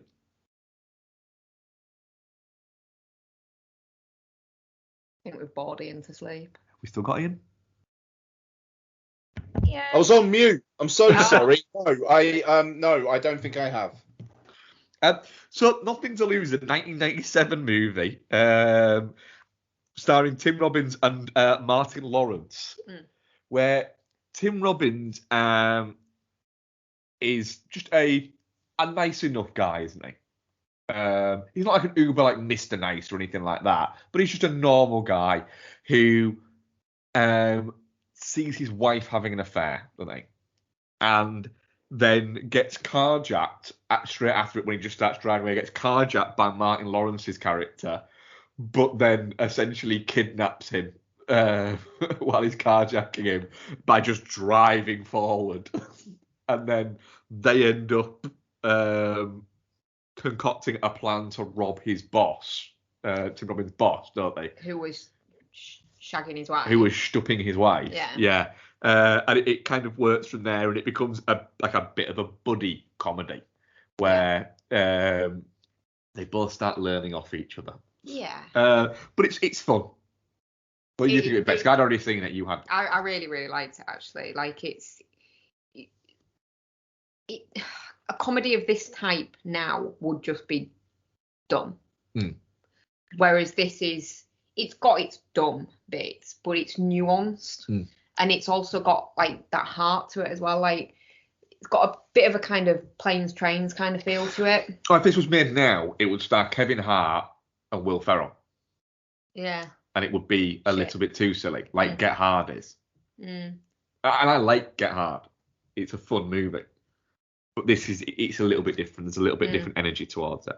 Nuance has been lost in comedy. And then finally, Becky. Go on. We watched Midnight in the Switchgrass, didn't we? A movie that for no reason you were really looking forward to. Just sounded interesting. Nothing to do with the fact it's got Machine Gun Kelly in it. He's only in it for a little bit. I mean, it helps, obviously, but he's only in it for a little bit. No, do you know what? I want Megan Fox to do something where people go, oh, she's not shit. But then she just keeps proving time and time again that she's kind of shit. And that she should maybe have just been a model or something. She's really bad in this. Yeah. It's really bad. It is Bruce Willis in total fun in movie. Oh my if God. If Bruce Willis could have filmed this movie over Zoom, he would have done. I'm not even sure that he didn't film it over Zoom. He does not give, literally, his character doesn't give a shit. Yeah. You know, he plays, so Midnight in the Switchgrass is the story of the film. Oh, but the story of the film makes absolutely zero fucking sense. Yeah. Is that Emile Hirsch's character is a small town cop, small town ranger, and he has found a link to these various murders of young women and disappearances of young women, and has traced it back to thinking it's Lucas Haas. Doesn't know it's Lucas Haas, but he's tracking. But at the same time, it seems like the FBI agents played by a sat down constantly Bruce Willis and Megan Fox, and then their worlds collide across that. Yeah, because they're tracking the same sex guy. Traffickers, aren't they? Yeah. No, they're not. The sex trafficking thing never comes into it. No, but that is what they're supposed to be doing. Yeah, they think he's a sex trafficker. They're thinking he's kidnapping them to sex traffic them, and he's not. He's just kidnapping them to murder them. No, but some of them are being trafficked. Oh, that's better.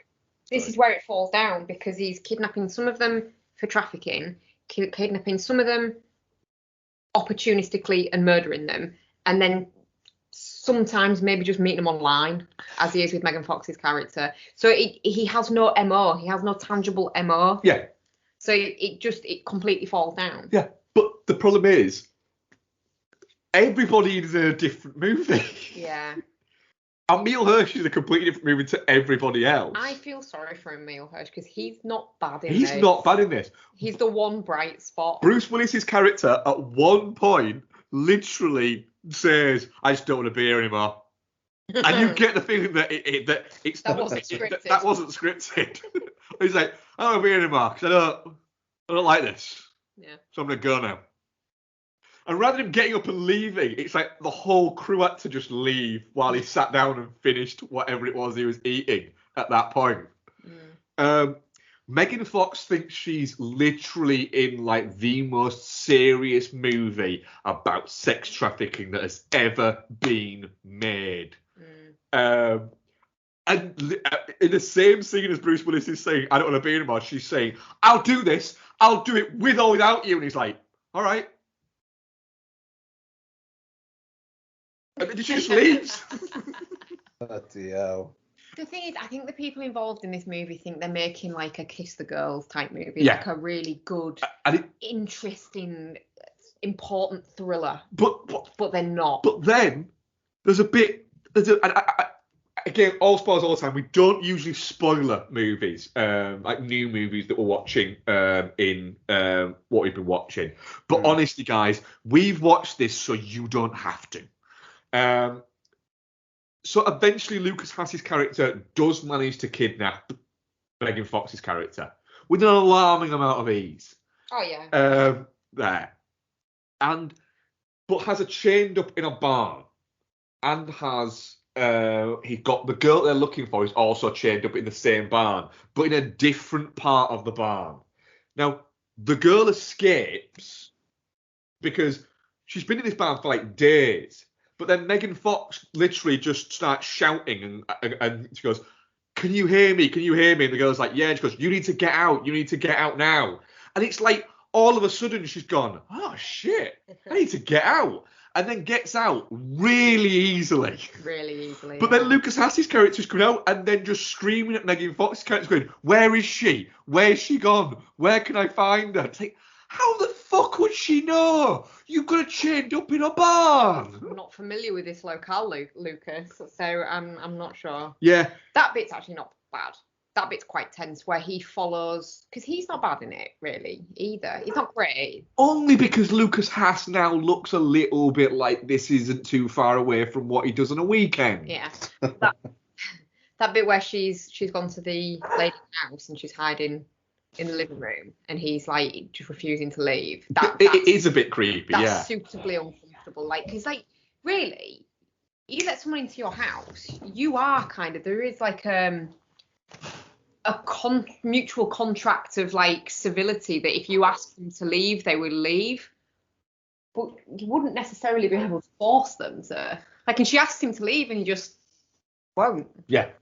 But he's not even like going, "No, I'm not leaving." He's going, "Oh, yeah, I'll be out in a minute. I'm just going to, continue poking my head around your house." Just making sure you're all right. Just make sure you're right, yeah, yeah. It's cold. Can we worry about you? This is crap, this movie. There is a scene at the beginning as well. This is the last thing I'll say about it. There's a scene at the beginning where Megan Fox has to get fisticuffs with Machine Gun Kelly, her partner, which honestly is the worst choreographed somebody getting hit and getting beaten up. Like someone getting sneak attacked, like not expecting her to be able to do all that. It's like she looks like she could not do that. Like she cannot handle herself at all. He's literally on the floor, like on like his hands and knees for a good 5 or 6 seconds, and you're thinking, I mean, you could move out of the way. I'll get up now. Yeah. Quite easily. I reckon she had to put her delicate little hands on ice after doing that scene. It was it's a bad movie. And I apologise. You should apologise. Ian, what have you been watching? You wanted to watch it as well, you fucker. Oh, I thought maybe this will be one of those that's actually not too bad. God, no. Okay, so, I've got a few. Let's close the door 'cause the dog's barking for some reason. Paw Patrol the movie. So, the Paw Patrol have got a film, and wasn't for me, obviously, but Lottie and her friends enjoyed it. I think it's still got 100% on Rotten Tomatoes, which is wild. Fair enough. But yeah, gentle, weirdly about essentially one of the pups having post-traumatic stress disorder from his time living rough on the streets of the big city. Wasn't really expecting that. Yeah, I don't know. I watched it like a week and a half ago. I barely remember it. TSD. Sorry? TSD. Yeah, there you go. Pup traumatic stress disorder. That's right. Very good. Watched First Cow, which is one of those films that, you know, people were banging on about. And it was like, yeah, all right. And I watched it. And I liked it. Liked it fine. I think people probably did need to slightly calm down, but I'm not really on Kelly Reichert's speed because her speed is slow. Very slow, yeah. Yeah. And once it gets like it, the central duo who are basically milking Toby Jones's cow and then making like delicious cakes to sell, while also selling them to Toby Jones and worrying about whether he's going to work out that the cakes are made with his cow's milk because it's the only cow in the area. That's honestly the plot. And the two friends doing it, good chemistry, like them both. It's about 2 hours long. It's very meditative. And again, even though I give it a 4 out of 5, there is a little bit of what am I doing with my life while watching it. But it's quality. But it's just like, I don't really want quality. I want a cheeseburger. You know what that cheeseburger's name is? What? National Treasure Book of Secrets. What a fun time this is. What a fun time this is. I really fucking enjoyed Book of Secrets. First time I watched this one. And yeah, this time he has to kidnap the president. Because he needs the president to tell him about a book that only presidents know about. Which will... The President's Book. Yep, called The President's Book. Which is needed so that Nicolas Cage can find a treasure, which I honestly can't remember why, but it will prove that his ancestor wasn't involved in the assassination of Lincoln. Brilliant. Nicolas Cage is so fucking earnest in this. And it's a very, very well-meaning couple of films. It's really got its heart on its sleeve, and it's all about adventure and doing what's right. And you just get into them. And just the fact as well that Ed Harris's character at the end, and I won't spoil it, but I thought his character's arc was actually really interesting in the way that Cage deals with him. Quite thoughtful, and I wasn't expecting that. So yeah, Book of Secrets, bit of a banger. Last one that I have that's not a main review is Brian De Palma's The Bonfire of the Vanities. First time watching this one. Yeah. Was it first watch? Yeah. And I primarily, to be honest, because there's this there's been this podcast series which is an adaptation of a tell-all book about the Bonfire of the Vanities. The podcast is called The Plot Thickens, and it does like seasons analysing one film. And it basically told the story of The Devil's Candy, which was this book about the Bonfire of the Vanities. And Adam Lowe's on Twitter, and good close friend of Noel's, had kind of recommended it on Twitter. I was like, okay, that sounds interesting, but I should really probably watch the film first. And yeah, I don't know. It was interesting because it was Tom Hanks like really cast against type at the time, and Bruce Willis almost just I don't know. It's odd, kind of there. Like they both got paid $5 million for this film, but Bruce Willis is a really, really like passive participant through the film. And his biggest moment is this really just, when you watch the film, very random opening sequence where it's De Palma doing his one-shot thing, where it's him basically arriving for some sort of award ceremony, and you're tracking him like going through this event place, and while he's just absolutely fucking wasted. And then after that, Bruce Willis is narrating it, but he's barely in it. Doesn't really have that much of an impact. And it's this based on the book by Tom Wolfe, and like really like it was like a big piece of American fiction at the time. And I don't know, it's interesting. It's just this story of like people basically trying to get leverage over each other to either get something out of a situation or get out of a situation for the whole thing. And I really quite liked it. Like it's like looking at like general reviews of it and whatnot, it was seen as a bit of a dud, but I thought it had some good darkly comedic insights into like how people want to get a leg ahead of others. Tom Hanks, yes, against type, but good. And yeah, I don't know. I really, really quite enjoyed it. I mean, guys, have you seen this before? I have seen it like a long time ago. I remember watching it sort of like the mid 90s when I got into De Palma.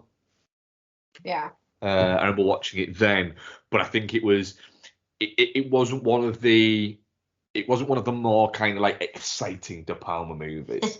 So it wasn't like Carrie or Scarface or Casualties of War or even like like Blowout and things like that. It wasn't an exciting De Palma movie. It was that other one he made with people in suits. And so I remember watching it, but all I remember is Tom Hanks is very different in it to the Tom Hanks comedic character actor that you had at the time. Yeah. With that. And yeah, Bruce Willis is not in it a lot. No, really, really not. He's really not. It's an odd one. It's almost like a prototype for what he is now. Nice. But I'm going to rewatch it very soon, actually. I'm interested to watch it now, being a lot older. You are well old. I am. Thank you for that. You are welcome. Nice. Yeah, but no, that's it for me. So let's move on to Free Guy. Directed by Sean Levy and starring Ryan Reynolds, Jodie Comer, Taika Waititi, Lil Rel Howery, and others.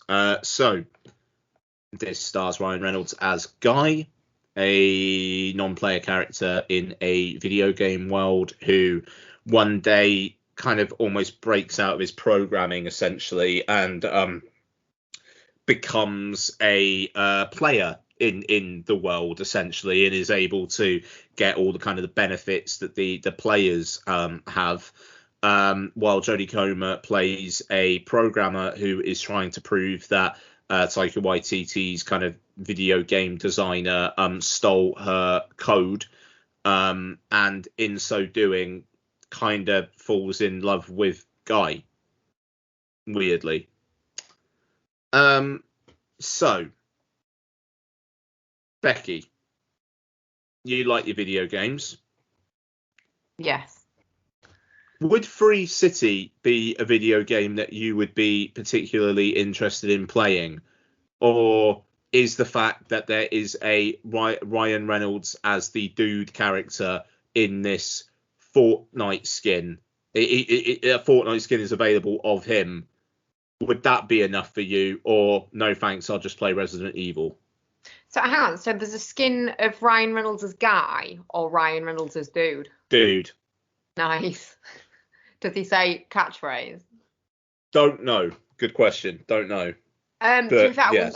I wouldn't touch either of them with a barge pole, to be honest. I don't like open world stuff like that where you just kind of bip around doing shit. There has to be a linear story for me. So yeah, Free City's not really the kind of game I would play. And what did you think of the film? Is it a film that you would play? Play? Yeah, do you know what? I really, really loved it. Obviously, we saw it as the secret screening at Cineworld, and we were absolutely fucking convinced it was going to be Free Guy up until the day. Yeah. And then we were like... Up until the hour beforehand. Yeah, and then we were like, oh, shit. What if it's that awful Benedict Cumberbatch fucking shite that's coming out? We will have to leave.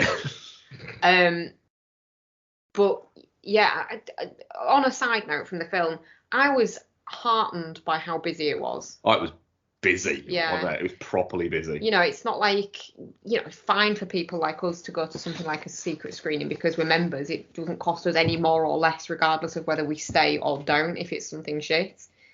But if you've paid and you leave because it's not something that you like, that's it, you've lost your money.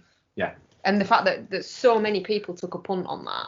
I mean, a lot of those people could have been members, but I don't think they all will have been. No. And it was an exciting kind of thing, wasn't it? Although you were kind of nervous that it was going to be something awful. Like, there was a literal cheer that went up around the room when it came up and it was Free Guy, wasn't there? Oh, wow, really? One guy who literally went, "Oh, it's out in 2 days." And then we were behind him coming out of the cinema, and he was complaining that it wasn't Bond or Dune. And we're like, I mean, it was never... I audibly said right behind him, like, it was never going to be those movies, dickhead. No. But yeah, so the actual eventiness of it aside, but I think they should do more like that, as long as they've got decent, fairly crowd pleasery stuff that they can show. Not The Courier with Benedict Cumberbatch. The most Benedict Cumberbatchian movies. I genuinely, like, it would take a lot to get me to watch a Benedict Cumberbatch movie at this point in my life. If I never see another Benedict Cumberbatch movie in my... So you don't want to see the next Doctor Strange movie then? I mean, no, not really. I might be done with Marvel anyway. I'm not watching 2 fucking TV series that I'm not interested in before I can go see the next film. Yeah, fair point. Anyway, so Free Guy. Just really kind of like, you know, there's peril, but it's not like peril, and it's quite like, even the mean-spirited bits are kind of sweet, because like, even like the what's his name character, is it Channing Tatum? Yes. Oh yeah. Even him, like, he's like a major douchebag, but then like he just fangirls over Blue Shirt Guy when he actually gets to meet him, and then tries to like hump him and stuff, doesn't he? Which is a bit, you know, a bit weird. But yeah, even like the bad characters, when he actually gets to sit down and kind of talk things through with them, he tends to kind of like find the good in them. I thought Lil Ray Howery was fucking great as his friend. He was like proper scene stealery every scene that he was in. Even the dude character, when that sort of sub-trailer kind of featurette thing came out, I was like, oh god, is this going to be it? Is this going to be where they push it too far and it's just like, oh, fuck off? And it's not. It's just fucking hilarious. The fact that when he puts the glasses on, it's just he's running around just grabbing bits of protein shake. Yeah. Yeah. Oh. Mark, did Free Guy make you want to go out there and buy GTA Online and get yourself some fucking sweet rides, or was it just like, yeah, it was a good film? It didn't make me want to do those things because I am very much in the wheelhouse now of going, I think I might be a little bit too old for games.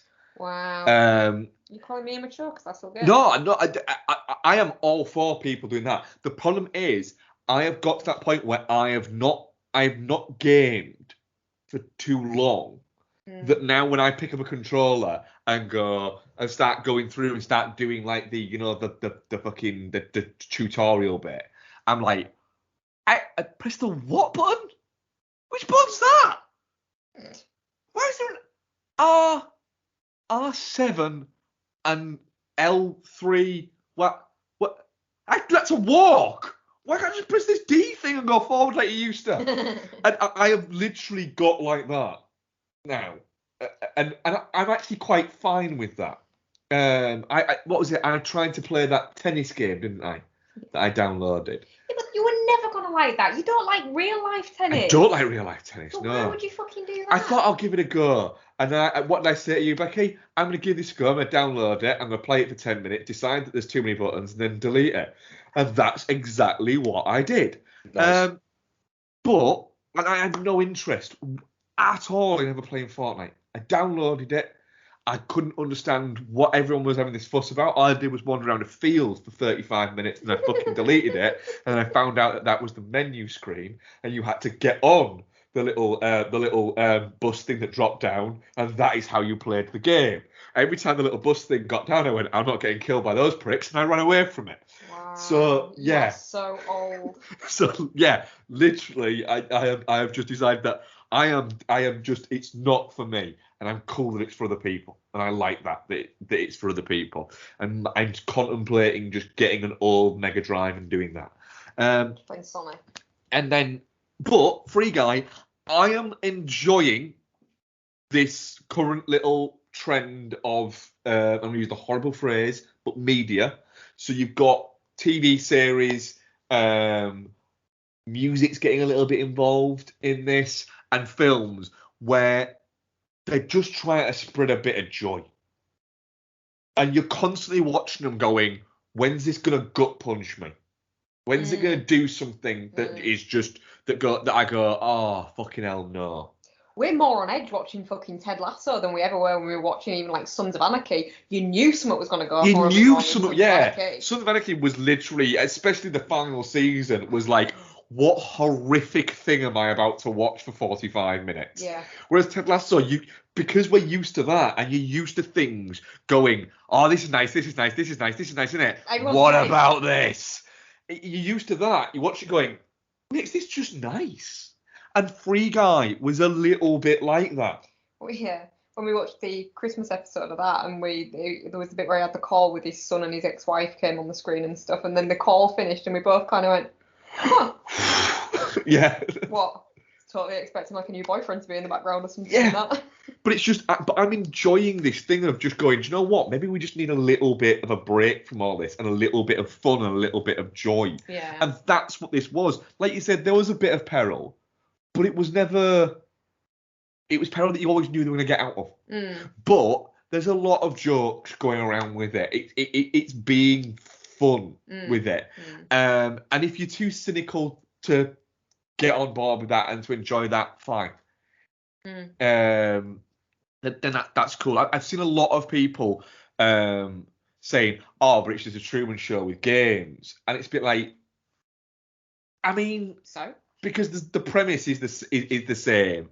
But beyond that, no. I don't kind of think it is. No, it's not. And yes, a lot of it is dependent on how much you enjoy Ryan Reynolds' thing. In a similar way as Jungle Cruise is dependent on how much you enjoy The Rock's shtick. And if you don't get on with the Ryan Reynolds thing, you're probably not going to get enjoyment out of it.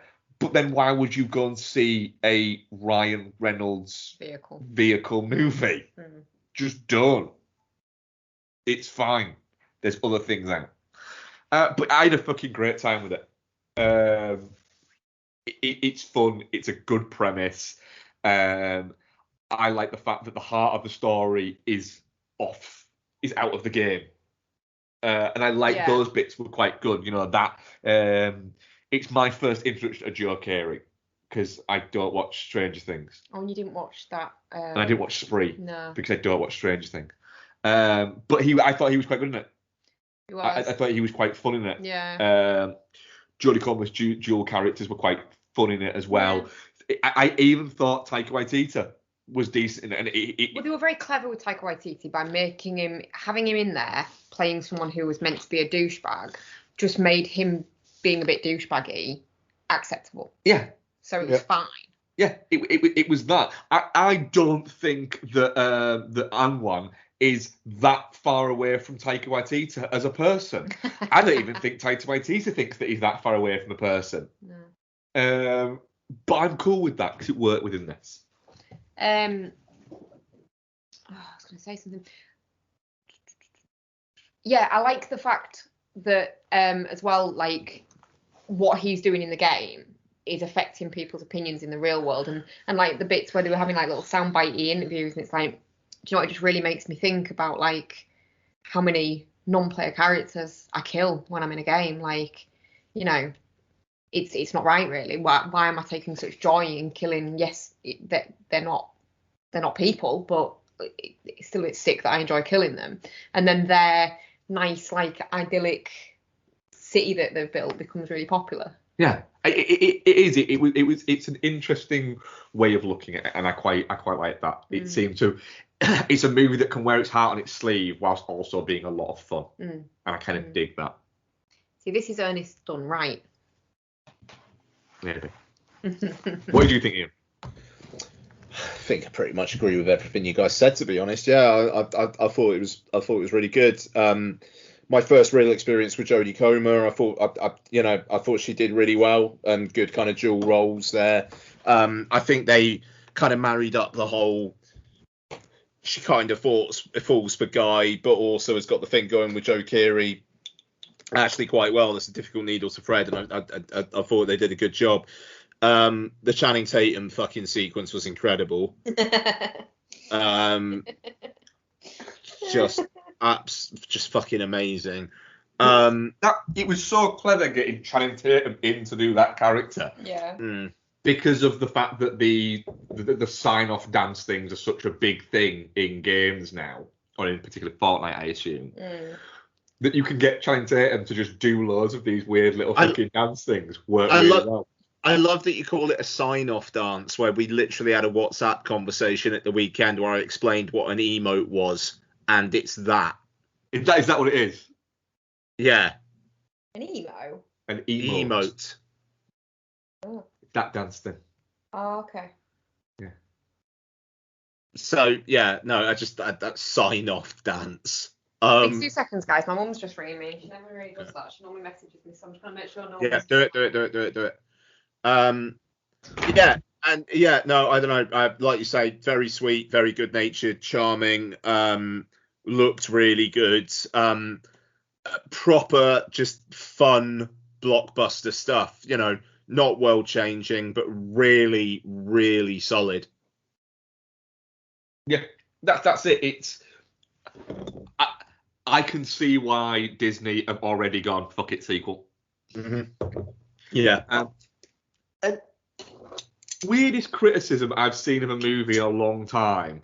I saw somebody literally criticising this movie because it got a sequel because the movie apparently is so anti-franchises and sequels. I mean, it's not necessarily...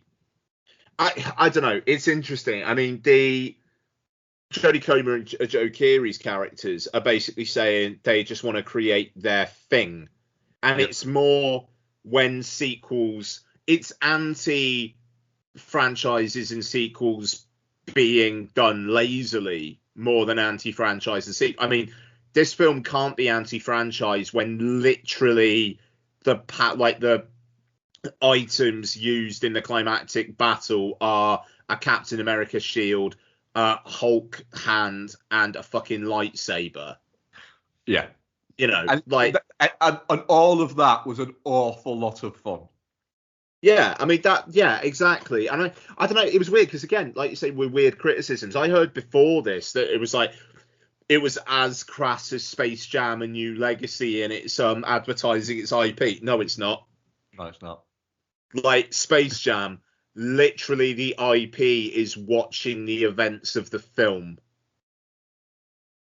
And also, to be fair, it also directly ties into video games these days, where shit is so twisted that I have a Superman character in Fortnite who can do the Wakanda salute.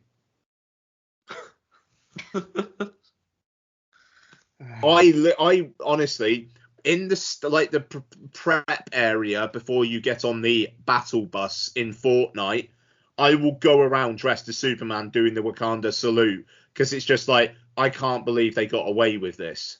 So that's the field, isn't it? The prep site is the field, isn't it? The what is? That's the field, isn't it, that I was wandering around In Fortnite? Yeah. I mean, there's quite a lot of fields in Fortnite. No, but like before, like the battle bus drops down. Yes. Yeah, that's the bit I was wandering around at, and every time the battle bus dropped down, I ran away from it because I thought someone was going to try and kill me. Yeah.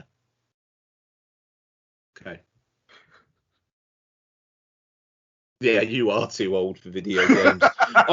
I'm too old for Don't Breathe 2. You're too old for video games. Yeah. I'm too old for 35 minutes I spent on that. I was going, why do people enjoy this? It's shit. Nothing happens. I fucking love a bit of Fortnite. With lots. It's a good laugh. I didn't get on the menu. Fuck it. Oh, it's great. But but that's the thing though. So it's like people are talking about, but that is video games now.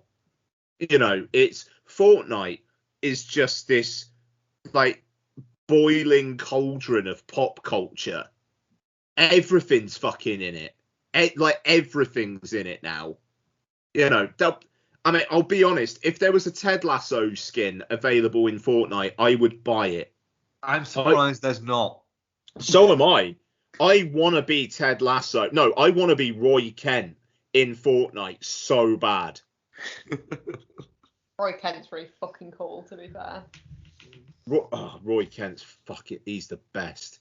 And I love that Brett Goldstein, his voice in real life is so fucking different. Like, he's like ASMR levels of like soft. It's great. But yeah, no, Free Guy, definitely not shit. As solid a 4 out of 5 as you'll ever fucking get. Yeah, it just really, really fun. Yeah, just really good. Like you say, as solid a 4 out of 5 as you'll get.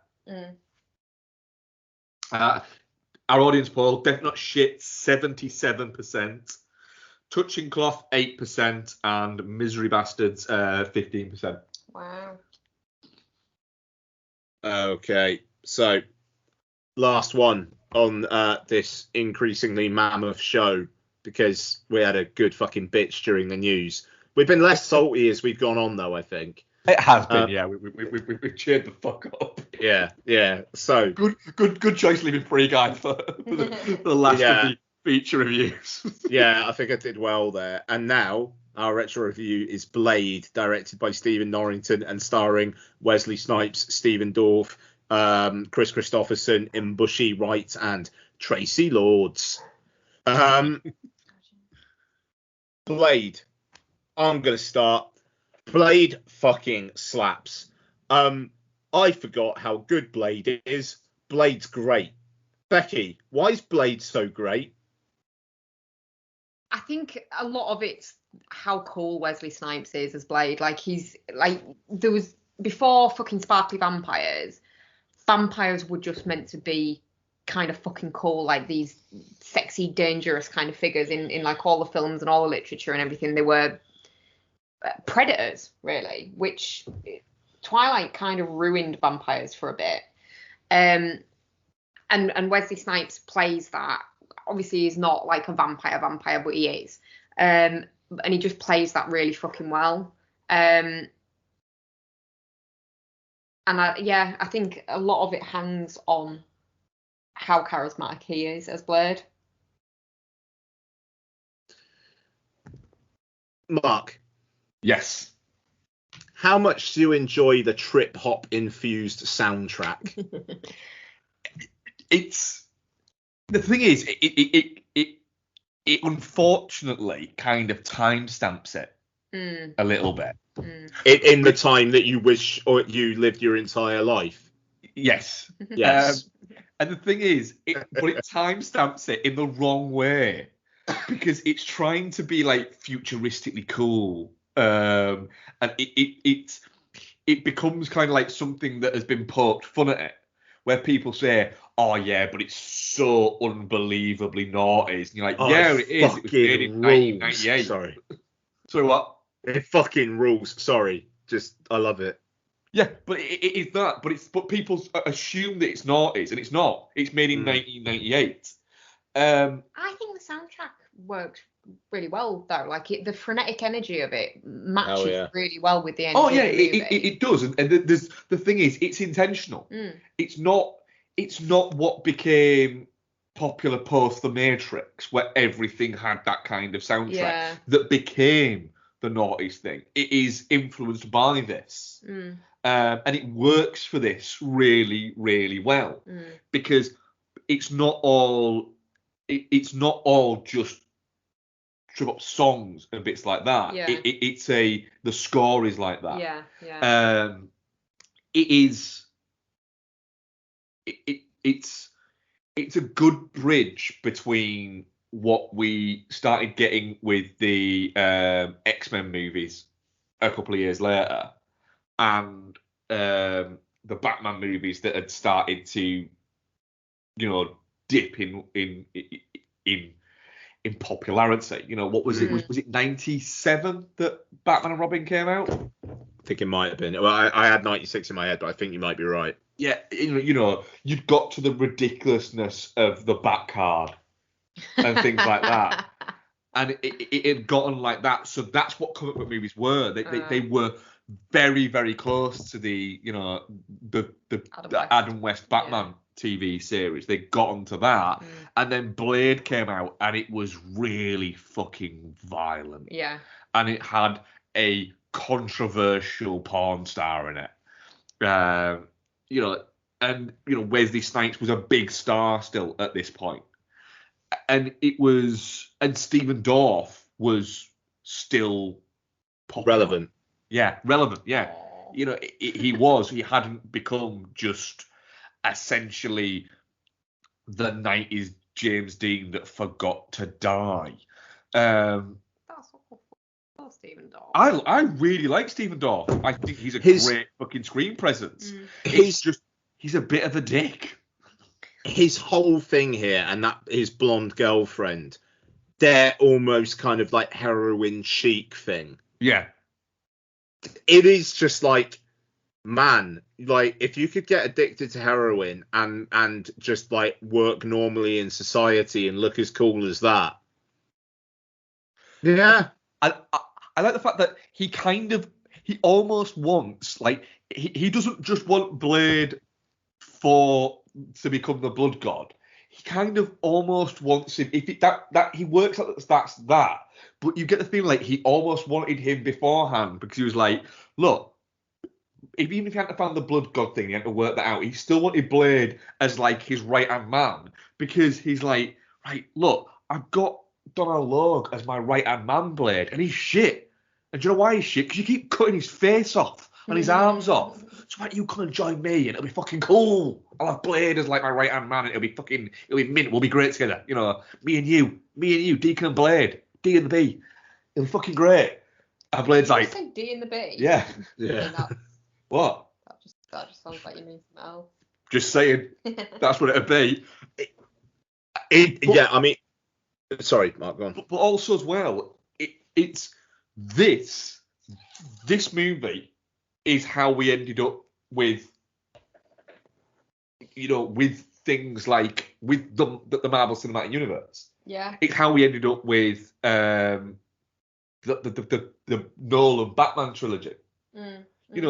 It's forgotten how important a a player within all of this, especially within the DC bits, but he started in Marvel, that David S. Goyer is within it all. Because he directed Blade Trinity, and it's the one that gets mocked. I fucking love Blade Trinity. love Blade It's Trinity. a lot of fun. And because, some of his other work hasn't been great, it's easily forgotten that he was like the go-to guy that a lot of filmmakers started going to and going, right, you know about all this shit, don't you? Can you make sure that we're getting the comic book elements right? And that was it. And as well, it was an R-rated movie with a lot of fucking blood. Like, honestly, I think Blade might be if you put a gun to my head and said I could only watch one film again for the rest of my life, it might be Blade. Really? Fucking. You fucking love this movie then? Like, seriously, I did not remember how fucking much I fucking love Blade. Like, the opening sequence, the whole bloodbath thing, and that idea of like having a fucking rave, like vampire rave, and they've like all blood and just fucking cheering the blood. Do you know what I actually turned around to Becky and said though during that sequence? It's like, so they made like a change of clothes. Oh god, you did. And then they got like showers and stuff for after this. Because you can't like go to this and then just like go home just covered in, sacrificial blood. Why not? Vampires. But no, in Bushy Right, I really like her as well. Like, I like that there's never a real like love interest thing there. It's just he helps her out, and then she tries to help him, and there's a bit of friction there. But it's more she's there to try and kind of like I say, help him out, develop that serum and whatnot. Stephen Dorff, a fucking great bad guy. Donal Logue, fantastic fucking dickhead sidekick villain. Like, fantastic dickhead sidekick villain. Yes, the CG is not great, don't get me wrong, but at the same time, you've also just that one fucking shot where Blade pumps those two with the stuff, and then they go a bit Total Recall, and there's just that shot of him walking away as their fucking heads explode and blood just sprays everywhere. It fucking rules. And and at the end, yes, all right, the fight with Deacon is surprisingly easy. Like, it's almost like the end of a video game where it's like the boss fight right at the end is like just a quick time event. It's a button bash where you've got to press X, square, and triangle at the right time, and then you killed it. Yeah, exactly. But you've also got some motherfuckers always be trying to skate up. Oh fuck, I fucked up the line. But what is it like? Some motherfuckers always be trying to skate up. I skate uphill. Something like that, yeah. It's so, which is just great, and it sounds cool. And you're trying to work out what the fuck does that actually mean. and then it's just like, oh, okay. Some people are like just trying to like aim for something that they're never going to be able to fucking do. All right, then that's a cool way of saying it. And then Stephen Dorff blows up. But you've also got Udo Kier in there. Yeah. Being very Udo Kier. And his death is fucking wowee. Yeah. But also as well, it's the simplicity where Blade turns up and Deacon's just sort of stood there with the kid, and he was like, sunblock. And it's like, why the fuck haven't any of them thought of that? It's so easy. I also like the way that, actually a question for you in a second, Mark, the way that he throws that kid, and it's not like Blade saves the kid from the throw. That kid basically gets knocked the fuck out. And then, did you think, Mark, that kid, it was just like, let her die. She's taking far too long to realise that she's in the middle of the road and a truck's coming. There was a little bit of that, yeah. There was a little bit like there's bigger things afoot here, Blade. Honestly, Blade, for what it is, perfect film. I will admit it's one of those where I thought I'd seen Blade enough. Like I thought I've seen Blade, I've seen it a lot of times. I'd never need to see it again. Whereas I'm glad I rewatched it because I was like, the minute it started, I was like, do you know what? All right, yeah, I'm all right with this. This is gonna be a fun 2 hours. Yeah. I think you forget when you've seen it a lot of times how much fun it actually is. Yeah, the bit where he throws her out the window across the what is it? Oh, that's great. It is great. Yeah. It's brilliant. It's just like it's the way he thinks about it as well. It's like, can I do this? Fuck it, why not? But then it also when he goes back to Chris Christopherson, and he's like, you brought her back, and he's like, yeah, and Chris Christopherson just gives him this look, and then he just goes, I know. It just there's that bit where that familiar cop is like he's kind of almost like torturing him out in the fucking middle of the street, which is amazing. But he's just like something about like shoving the gun up his ass, and it's like the Mahershala Ali, Qasim Tariq directed Blade is a film I'm really looking forward to watching. Yeah. It is not going to be nearly as fucking cool as Blade fucking threatening to shove a gun up a cop's ass. No, like it's not. It's going to be a lot more about the deep fucking anguish that Blade has. Yeah, and it's going to be about the fucking like mythology of the vampires and how that's somehow connected to the MCU. Yeah, and that particular aspect of Blade, I'm fucking dreading because it's like, can't it just be vampires? Yeah, but you know, I'm planning on watching Blade 2 and Blade Trinity very, very soon. I want more Blade. But just as a pre-Matrix, pre-comic book boon, like action, like late 90s action film, it absolutely fucking slaps. A great fucking film. Yeah, and I like what I always like about the fact of this movie is it came out of nowhere. It was like mid-budget. It was Snipes at the start. He was still a big star, but it was the start of the down for him there. And you could argue the same thing. Like people have, it was possibly the peak of Stephen Dorff, but at just as he was starting to become less relevant, and we were losing the fight for these second movies was being lost to because CG was so expensive. It had CG based movies had to be 4-quadrant movies. So that's what happened. That was what was decreed and decided. So it's a movie that happened at a specific time that had to happen like that, and we didn't really get another one until Deadpool.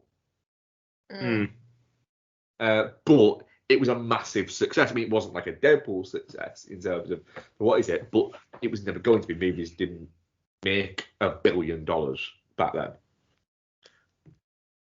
But it was a huge success. I remember Virgin Megastore like running out of copies of it the day it came out on DVD. Nice. I remember getting my copy of it and going in and getting it off this big fucking standee, and there were like 4 left, and it wasn't like there was only like 6 copies of it. There was shitloads, and it was like the day it came out, and it sold the fuck out. Yeah.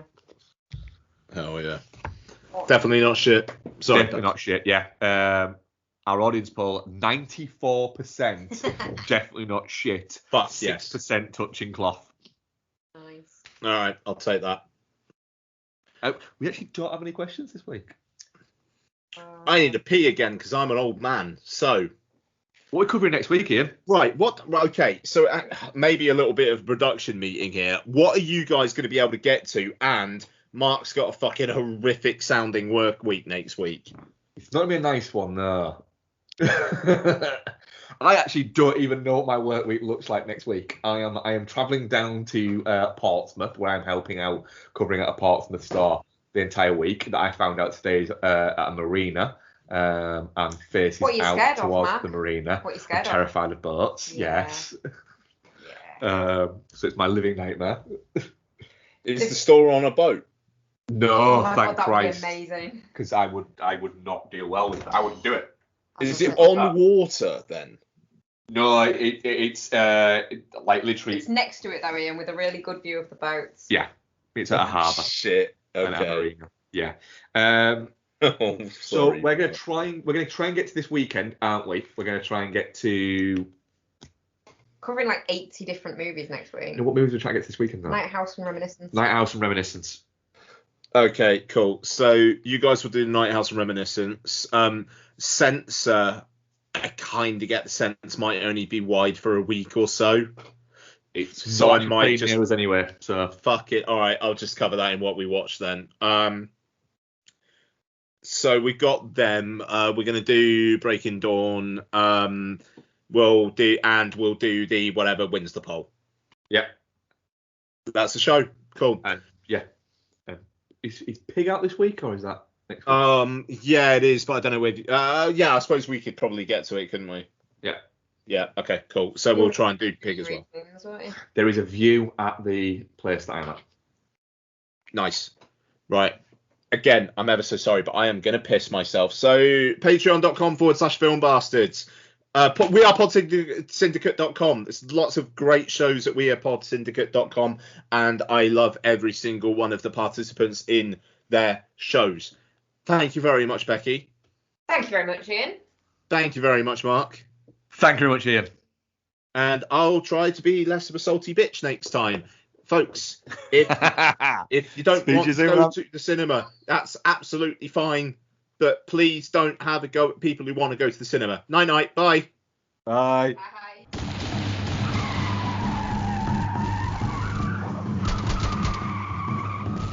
This podcast is part of the Pod Syndicate family.